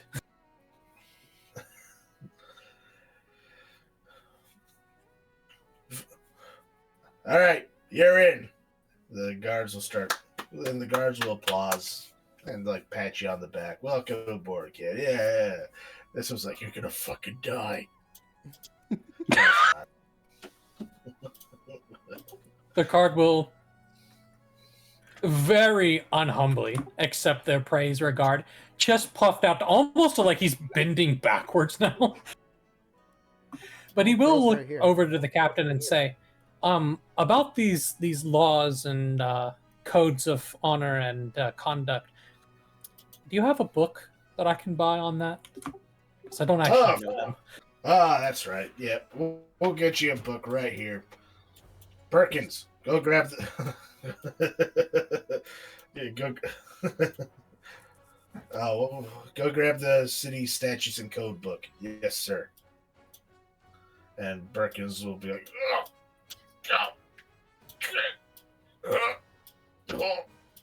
oh, this is heavy. Oh god, he's been compressed by the book. Yeah. There you go, kid. And Mr. Picard, once he places the book in your hands, give me an athletics check. I actually have proficiency in that because I'm a strig.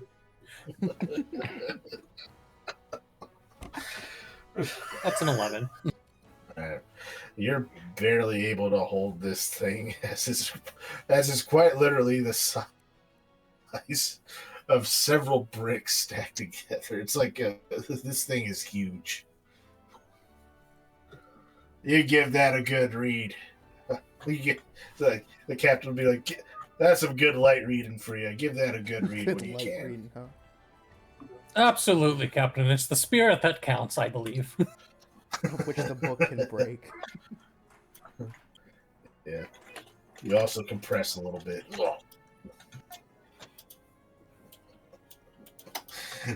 Instead of stab, stab, it's squish, squish. Oh, whoops. You can use that thing as a weapon. All right. Anything else you want to do at the Birchfolk headquarters?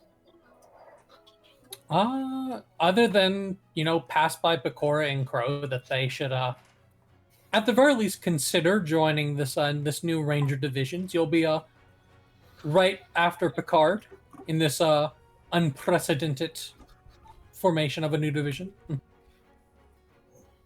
Not really. Unless they have some business around here. I was about to say, Crow is trying to find Frey. Yeah. All right. Yeah, I can bring Frey up. All right. Perkins, bring up the prisoner. Yes, sir. Yeah, I just want to see Frey, but as soon as Picard offers that, could you make me an insight check, Picard, on that? Alright. Go, my +0. Yeah, I used all my, you think? all my insight Yeah, you earlier. think? You think Crow is thrilled about the idea? He seems pretty good with that idea. He's not pressuring either of you. He's just like, hey, they're making this new division. I think that you guys would actually be good for this. Yeah. But if you seem at all excited, he's definitely going to try pressuring you into it after that. Oh, so yeah, there's a joking part of me of like, because it's a fort, it's like, well, it's the exact opposite of that. Like, Crow is, in all honesty, he looks really uncomfortable with that idea. And if anything, a little saddened by that idea. Aw.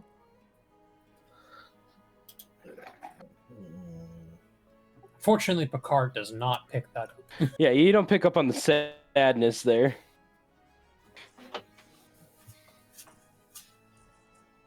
29 pounds, okay. Yep, it's 29 pounds. It's like it's very heavy for a book. And you can see on the binding it says Alderheart Bylaws and Codes, Volume 1 of 27. Jesus Christ. I mean, Gesmi Gaspard. But Crow will cast Speak with Animals and tell Sergeant Fuzzy Boots that I have requested that they bring Freya. She should be with us momentarily. My master has returned. Yes. These two. I've completed my end of the deal. Alright. So the guard will return with Frey under lock and key. She's shackled and stuff. But upon seeing the sight of her wolf, she gets a little mushy-eyed and soft.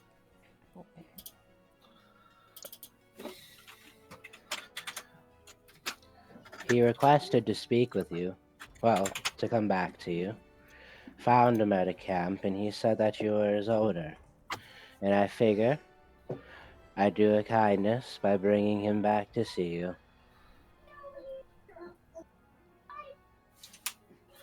Well, I certainly didn't expect my good friend Sergeant Fuzzy Boots to see me again.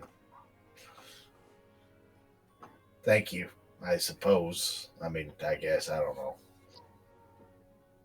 She tries to play it cool, but you can tell she's definitely very happy to see her friend. She getting the tears in her eyes and everything. No, Yeah. my heart. Yeah. This is why we fight the good fight and don't kill the bandit coalition. They have lives. Crow They is going had to. Crow's gonna look at her and say, Once you're done with this place, it's not too late to turn your life around.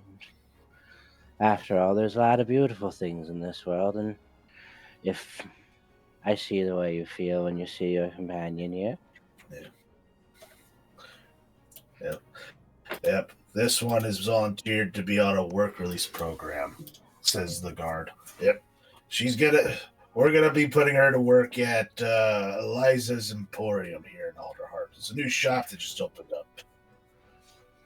And you do recognize Oh. it's Eliza Pettigrew. She's gonna be working with Eliza. And totally not be in a lesbian relationship with them. With who? Definitely. Ship it. Right, Crow? Ship it. Hey, you know, Ooh. I like lesbians too. I'm a lesbian as well. I'm also gay too, but we'll see what happens here in the canon. Everyone's gay in Humblewood. You know what they say? What happens in the Humblewood stays in the Humblewood. But Crow will look And to often in Humblefold. the guard and say, I don't suppose is she allowed to keep this companion with her, considering she's on a work release? I don't think so. We'd have to keep an eye on both her and the animal. But I'm sure. But if she allows it, I'm sure you can take care of this thing. Frey will nod her head. Unfortunately, I have a debt to pay, and I believe Sergeant Fuzzy Boots would be in good care, at least until I've finished up and have been turned into a free fox. Familiar Crow. I don't think this will be my familiar. I feel like Cred's gonna fuck me up real bad. But Crow's gonna look at Fuzzy Boots and just say and just convey that to him of she won't be able to take care of you considering she has some things she needs to do, but she will be out in the town, and whenever we stop by and see her, I'll make sure to bring you to her. Sorry, I keep walking around when I talk. So How dare you? I know I can hear it's more. because I can. I have wireless headphones. Let's fucking go. But Crow will say, I will make sure that we visit her often, if you would allow me to take care of you. That should be fine. All All right. right. Any Then more business with the prisoner here? Nope. No more business. I will look after Sergeant Fuzzy Boots and make sure to drop by Eliza's every now and then so you guys can interact. All right. Come along, prisoner. Let's get you back out and ready for that work release. Yes, sir. And he'll go over and return her back to the jail. Which I'll say is the doorway here, even though it looks like a bookshelf. All right.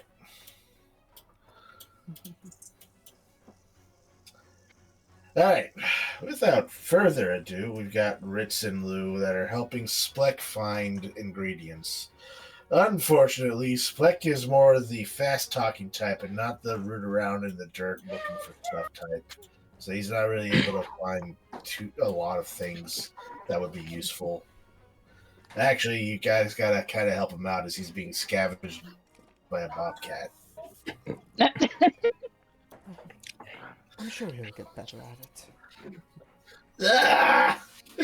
Eventually. It's just me and Lou standing in, on a hill watching him, just being chased by a bobcat. Oh yeah, I think he can survive. Ah! I really do want Just to a help few more him, but- minutes. Yes, I'll help him in a little while. I need to tear into this caramel candy I have. You got that butterscotches? Yes, would you like one? Oh no, I got my mints. The bobcat bites down on Spleck's tail and screams. Ah! He's running around while he's scratching. These screams are killing me, Peter. You're doing a really good job. Help! Predator! Don't try it. It just makes it want you more. It's chewing! It's chewing! Perhaps if you play dead, it might work. He plays He's dead. It makes the bobcat just start thrashing. Oh well, shit. Maybe fight back if you Yeah, can. fuck that. You got this. I forget if it's brown, lie down. If it's black, have a heart Fight attack. Yeah.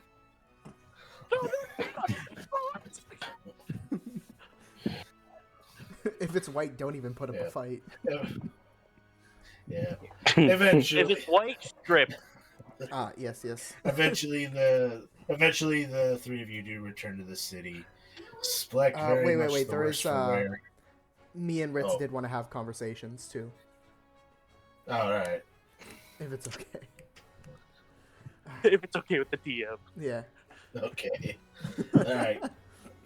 it's okay. DM, kick back, grab a drink, have some snacks. The RP will take over. Oh my goodness, What the fuck are you that was doing? a hell of a No. sip right there. Dying. My lord. Okay. Is there Take like less of a some? sip. Oh, never mind. Fucking the tea speedballed my uvula there. You have no idea how much I'm having to hold back right now. Don't. Local, let it out. Let the dark take over. No, you and Lou have your scene. So, we're probably sitting on the hill watching Splek trials, having a good trial with this bobcat, and Lou will sit back with his caramel candy. And you wanted me to come visit something while we were at Alderheart. Is it too far away now, or what was it? It's a little far out for right now. But the best way to say it, it's a gravesite. Oh. These are the type of people you said you lost when you were dealing with that other individual. The ferret man. Yes. If you don't mind me I'll- asking. Car, please. I can't deal with tea speedball on my uvula. I'll give you the rundown. Because like, pretty much when I was a captain, when I was in the coalition, I never took a life. I know, pretty hard to imagine. But most of what me and my group did is we would incapacitate, get out. Now I get it. I wasn't the best of the best. Like I wasn't like the most righteous when I was in the coalition. I get that. I'm all fine with that. But then why? And like while I was pretty much after we got done with like a big raid. Well, I heard through the grapevine that a small village was burned to the ground. I've never moved so fast in my life. To this day, I still don't know why I didn't die of exhaustion, because I was on the other side of the Humblewood and I did not stop. You can see And the when I got there, implementation. He really is. the village was burned to the ground. Who did you lose? Nothing but ash and soot remained. I lost what I call the family. The person that trained me how to fight, and the person that I was using those skills to protect. Gone. You wanna know what's buried at that gravesite? Nothing. It is just some headstones so I don't forget that they exist.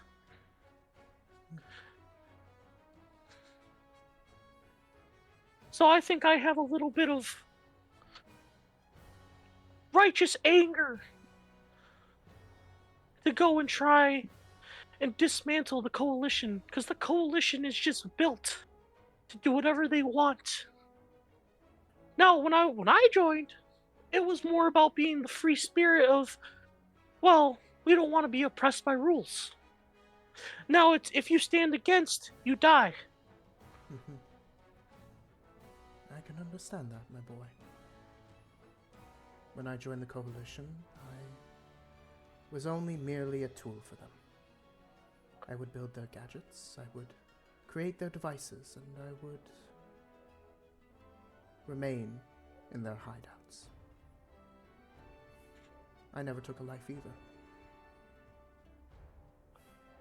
And yet I still ended up losing people important to me and a little bit of my self-worth, too.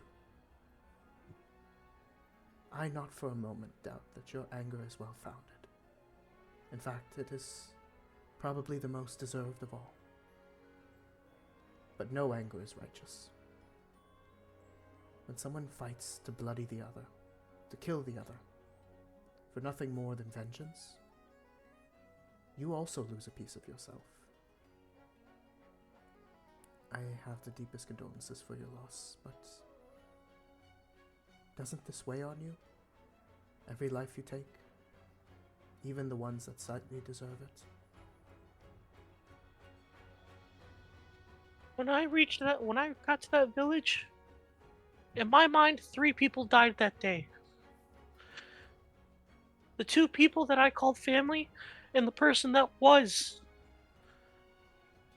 pretty much the Ritz that wouldn't, like, the Ritz that would pretty much say, hey, always look for the better nature of people. That was the main reason why I didn't even really kill when I was in the Coalition. Is because I sat and I said, hey, I don't want to kill somebody. I just want to get some, but pretty much some money and some food. That's why I would incapacitate, knock out, and then scavenge off with the supplies. We do what we need to survive. The forest is plentiful, but not for all. But I urge you. There may still be a piece of yourself inside that doesn't want to lose this moral high ground. This goodness, the part that spawned from the forest. The part that still believes that there is a good person in there.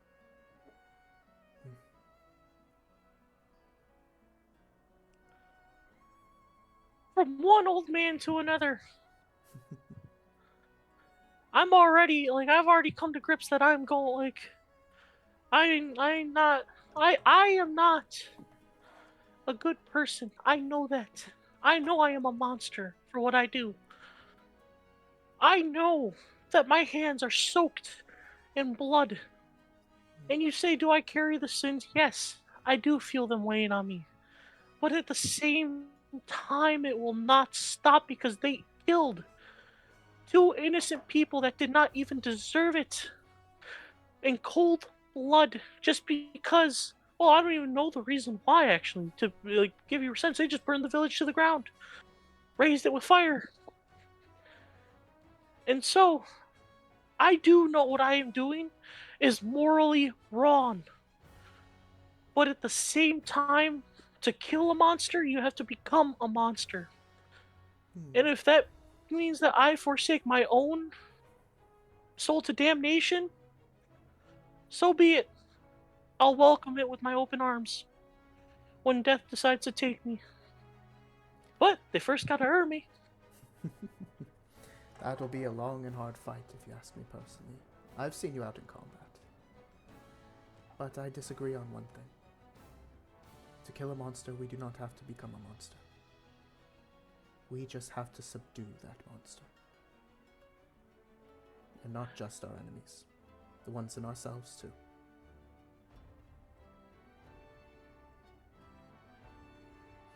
You say to subdue a monster, but to subdue it means it can then come back one day. One day where you are gone. I am creating something that will live beyond me. The fear that will live of knowing that one rat can kill just because they said, hey, let's go burn this village to the ground. They will know fear. they will know vengeance when it's literally me snapping their neck. My boy, if you send a monster to kill a monster, you will always end up with one monster in the end. That is why we must be better. Yes and no, because as I said, I am perfectly fine becoming the monster, and I know one day I will die. So there will it's pretty much the best way to say it, self-sacrifice. One person to become a monster to kill a monster for that monster to die.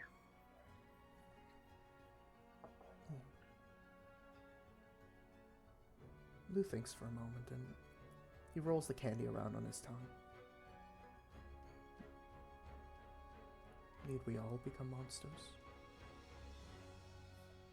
Just to be good, of course, as you put it. To be good does not mean to become a monster. And I yet chose to do that. Just for the fact it is the easiest and simplest way to kill a monster. Is it the only Just way? so other people don't.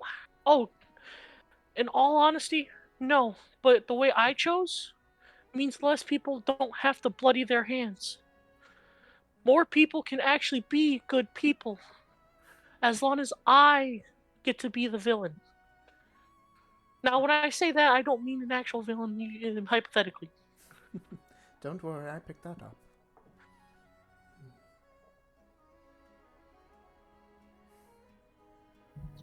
And speaking of pickup, Spleck will pick himself up the ground, successfully scaring away the bobcat. Shit, he actually did it. Only for a giant eagle to come down and swoop him up. Lou will raise a hand and the bird peck will go and aid Spleck. It'll shoot out a little dart and that'll knock the bird out. You see, Hey, use your flick, Grandpa! It knocks the bird out, and although Spleck is several feet in the air at this point, he falls and lands pretty hard on the ground. No fight is perfect, but some can end better than others. Spleck, for example, faced the harsh of it, but he's still kicking. Yeah, his leg twitches a little bit. Uses flamethrower for some tenders. I have the flamethrower option. It will be used. Ritz, at the end of the day, I couldn't fathom the hate and anger you feel. But I can tell you that it isn't the only way, and it isn't the way that will give you peace. Oh, I know. Trust me, I have contemplated and sat and meditated over this whole thing. I have sat and thought long about it. I know it's not, as I said, not the morally right way. It is not the best way to go about it. But it is the only way that can get true results after I am gone. If I die a legend, a myth, where it's like, pretty much the best way to say it, this fucking rat will come kill me if I don't do the right thing. It will scare people to do the right thing. That isn't the only way to get people to do the right thing. Take an example of Freya, or Frey. You remember how we spared her? She is I now a caught different her, person. and I damn near almost killed her, and she was scared shitless. And so she took the only out that she could take. Again, fear proving my point. I scared her so bad to the point where when you said, hey, you have a way out, she immediately jumped to it. My boy. And Lou will put a hand on Ritz's shoulder. I remember that very differently. Yes, we did have to fight her, and yes, she did end up a little battered and bruised. But that look in her eyes, when I told her she could be a better person, when I told her that she could have a life outside of the crime she chose, and it allowed her, not a way out, but resolution. I hope you find your resolution before you give up on yourself in it as well. Yes, I sure do hope that the gods have plans for incorporating everyone's backstories into the game. You never never know. Who the fuck said that? Ritz will look up at the I think sky. the gods are talking to us, Ritz. Oh god, I should have taken that Zaza. Fuck. Those they weren't mint candies, but they were green.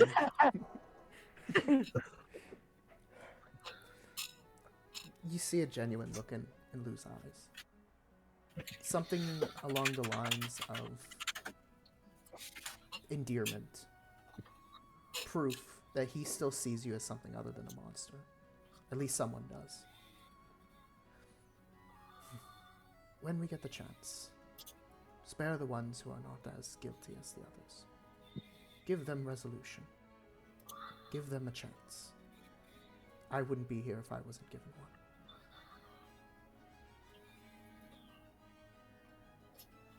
I wouldn't be here if some people were given a chance. I wouldn't have became the person who is standing here today. If they decided to say, hey, these are innocent people, they have done nothing wrong. We cannot change But the will they of decided- others. We can change the will of ourselves, and we can try to help others. There's two ways to change somebody. The way you are doing it, where you try to appeal to their better nature, which can result into being stabbed or hurt, or you have the way I am doing it, through fear. People respond way better to fear than to generosity. No, no, no. People concede better to fear. Because they feel they have no other option. They don't learn if they are taught through fear. They learn to work around it. If you change a person, you change them. If you scare a person, you run them away. It means I run them away from being bandits. All fine by me. I never said they'd stop being bandits. I say they just But if run away I from say, you. oh, they can try. But the thing is, if people start seeing, hey, a lot of bandits are dying, and they're all dying in the same way, and then you give the whole spiel of saying, hey, if you're still a bandit, you're gonna die. A lot of bandits are gonna just start dropping off the face of the earth. No, I didn't mean like killing them. I meant disappearing, going to normal lives. And the ones who don't will be more rash and do more evil things. We are taking then away they our would die. enemies. The ones who stay bandits, I will get to them eventually. You risk your own life, day in and day out. Do you think you can get them all? My life, the best way to say it, has no meaning. Now, I know that sounds pretty harsh to say, but it is the truth. The only meaning that I've given myself to this point is to take out bandits, to kill bandits. Now, there is a different universe or different time where I could have been a simple farmer. Or hell, I could have been a fucking merchant. Or I could even join the Perch Guard for all I know. Oh, now you're being ridiculous. Save that for Circle Yeah.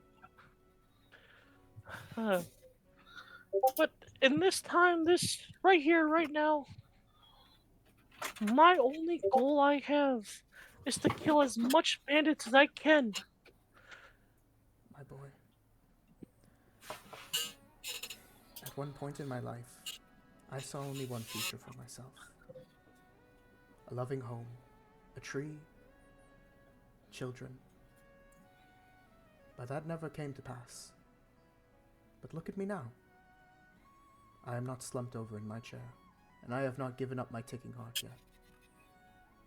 There are other futures for us, even if we only see one. He holds out a hand, and you see the glimmering ring on his finger. The wedding band. We still have our people with us, our loved ones.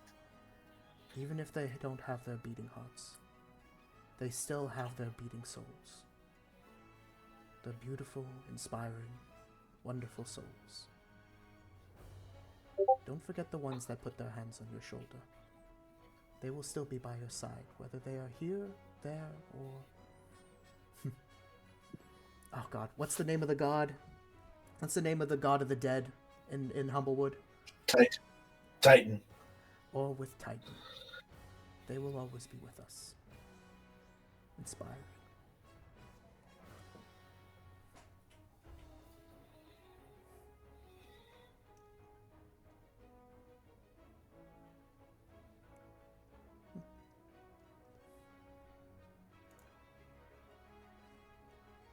Alright.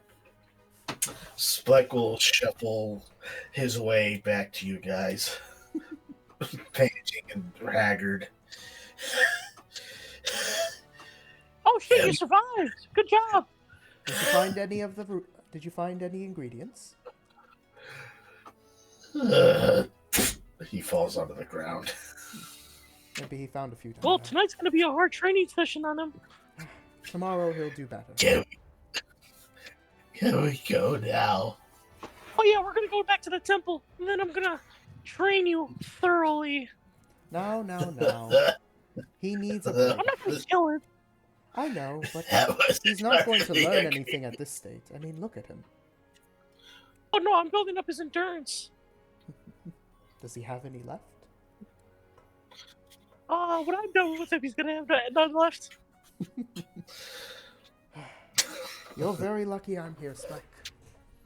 Otherwise, well, you may not make it to the 100 hours. And he's gonna walk over and help Spleck up. Oh, I knew I should have been a carpenter. Better faulty potions than faulty walls. Yo, then you'd be hit with some real crimes because all of a sudden one swing win and a lot of people are dead. Alright. As the two of you head back to the city, you get onto a platform and get raised up back to the Canopy District. Although, once you set foot back in the city, Lou, you do hear a familiar sounding voice. Oh. You, Mr. Hero. Susan! Now Lou is scared. Not a lot fears him, but now he's scared. Where's Vicora? I need my bodyguard. Oh no. Not with you right now. Lou will slowly and very fearfully turn his gaze to that voice. I'll get behind Lou and start pushing him towards Susan. I just told you about my dead wife. I don't want a live one. Second chances are Second chance, you rat. You are a rat. Oh, I was God. not expecting that line.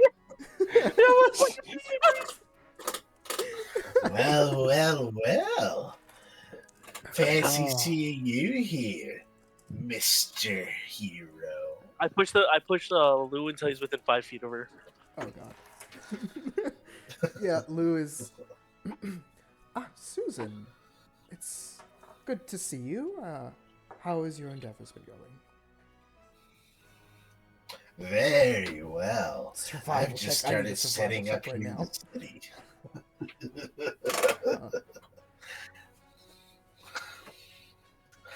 Things have been going very well. I just arrived in the city, and I'm going to be setting up shop here in the Canopy. As it turns out, there's a market for magic users, Oh, and I'm more than willing to offer my services. I don't like that. This feels like sexual harassment. I need HR. That's very wonderful for you, Susan. I'm glad everything turned out well. We're just on our way to find our companions. So I must go. Wait a minute. You should have a good conversation. Ritz, Yeah. I think you should go find our companions then. No, I think I'll stay right here to watch. Mad Madam Mims! Oh no. Yes, things have been going rather well, and they're even better now that you're here. Yoo-hoo. Just Ritz like slightly clapping his hands. Now, now. For- Ah, yes, it's your little rat friend too. How are you keeping? Oh, better than I can see you two interact. Disengage this. Yeah, I'm taking the disengage action. I'll take the dash action. I might as well teleport. I think now's a good time to drink the potion of speed. You know, I am a witch, dearie, and I can bring back your dead wife. Oh, We can that's have a dark. three-way. That's so dark. We can have a three-way. Can she That do way- that? yes, No. it's called the Devil's Three-Way for a reason. Wouldn't it be the devil's four-way because the devil would be in there himself? I don't want the devil there. Ah. I don't want my dead wife there. I Not- don't want Susan there. Not if Oh, the you just devil want- I was is about to doing say, the actions just for want the You just want Susan. the witch. devil there. You just want the devil there. No, I don't want that. Yeah, unfortunately, Well, she's Lou, you only. just want that's just masturbation, my dude. If you're just by yourself, shit. Unfortunately, she's only a level 1 spellcaster. She's not that powerful. She's only She level summoned a fucked up demon thing. So? What? Crow A has like very the god of minor wolves, demon. and Crow's level 3. And that was by accident, in fairness. You're right. You're right. She tried to did make a not bowl know of that that was cereal going and to summon an happen. She was hoping eldritch it would. horror. Yeah, I'm actually handing out pamphlets for my new shop. I've just sat right up next to this lovely little allure named Eliza. She's such a sweet young girl. Eliza's the merchant we brought with us, right? Yes. Oh yeah. Oh, that's wonderful. We've actually been traveling with Eliza. Oh, you have? Well, I'll be sure to extend my well wishes from you to her then. Although I'm certainly hope that you can extend something towards me. Okay then. Run, fucking run! I'm So I'm just heavily considering this. How far up the tree are we? all the way up. You're right about here. I have the No, spell no Featherfall. jumping. I have the spell Featherfall. Oh, you do? I might do it. Do it! Do it! Fucking do it! I'm a grapple. I'm a grapple. Don't you fucking, grapple me. grandpa. I'll throw you I'm a off. grandpa. Don't worry, he gets big enough to. He's big enough to be in your space, man. You could just jump off with Ritz. Oh, that's true. I can grapple him to hold him back. She'll hand you a pamphlet for her business. It's like, yes, be sure to stop by. I have many things to sell, and many other things I don't sell. Huh. I will keep I'll your make sure lovely Lou shop stops by in at least mind. once every day. I think you should look after Splek, Ritz. Make sure he doesn't run off. Like it's why he knows I can run faster than him. He wouldn't dare try and run. That makes one of us. Is this your girlfriend or something? It is. It is not. It is not, thank you very much. To be girlfriend. Sorry. You're right. Yeah. Oh yeah, sure. I believe you. Wink, wink. But what is- does he say that? Does he just say wink, wink, and doesn't wink? May the humble gods have mercy on me. Oh, don't worry, sweetie. I'm just playing with you. It's not every day that a handsome young man comes my way. Young is a really big compliment. Right, of course. Well, we'll be on our way. You have a wonderful time, Susan. And yes, do pass on our congratulations to Eliza. She's worked very hard to be here. I should get to the yes. Coast Guard office as Lou will, like, stiffly turn as a board. Stiff as a board, turn, and just start walking off. Back out. Yep, don't be a stranger, you sexy hunk of man. I feel so threatened. Is it fucking threat?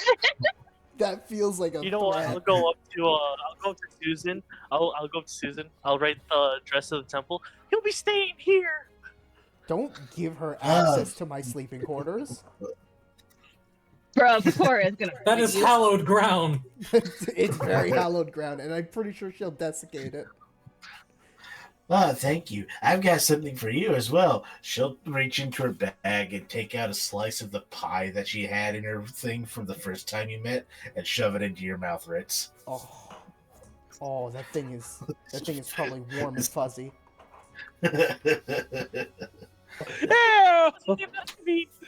I hate that. That's an awful feeling you put in my head. Of warm and fuzzy. pie. Yeah. Ew. Yeah, it's definitely stale. I need you to make a con save. What spell effect? I am disturbed. Power word kill. That's spell effect. Oh, What God spell damn it. Alright. It gets me Unfortunate. Con save because being poisoned. Yep, unfortunately, this pie has grown very stale and unrefrigerated. Oh, I'm It's gonna make it worse for you, Crow. The crust is very stale. Nope. Shut the fuck crunchy, up. And the middle part is very goopy. Why is this cake moving on its own?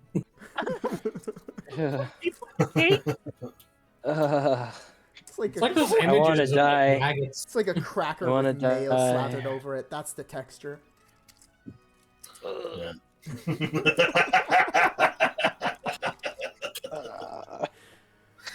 Yeah, All right, guys. Session's over. I'm gonna bounce. Yeah. That was awful. Yep, Ritz, you definitely got your stomach's doing all kinds of loop to loops and flips. You're gonna be under the poison condition for the next hour. Oh, shit. We're about to have her. You just Freaking ate yourself spell, a rancid pie. Yep, yeah, the call. Yep, you definitely feel the call of nature. The nature's calling now. Nature's calling. Death is calling. You got a bell and everything. Off the side of the tree, and all of a sudden you just hear from down below, "Is it raining? Oh, what the fuck!" Watch out, 2 floors below. It's not rain, it's ale. Yeah, you go. Yeah, you go to the. You go to what you think is the nearest public bathroom, but it's just it's Spleck's hat. He said it. He said it down. It is. Oh my god. You know what? We need to throw. Let's throw Susan, Freya, and Eliza in one fucked up bowl. A lesbian soup. I love locals post in the chat. You're about to get Madam Mimmed. It killed me. I looked over at it.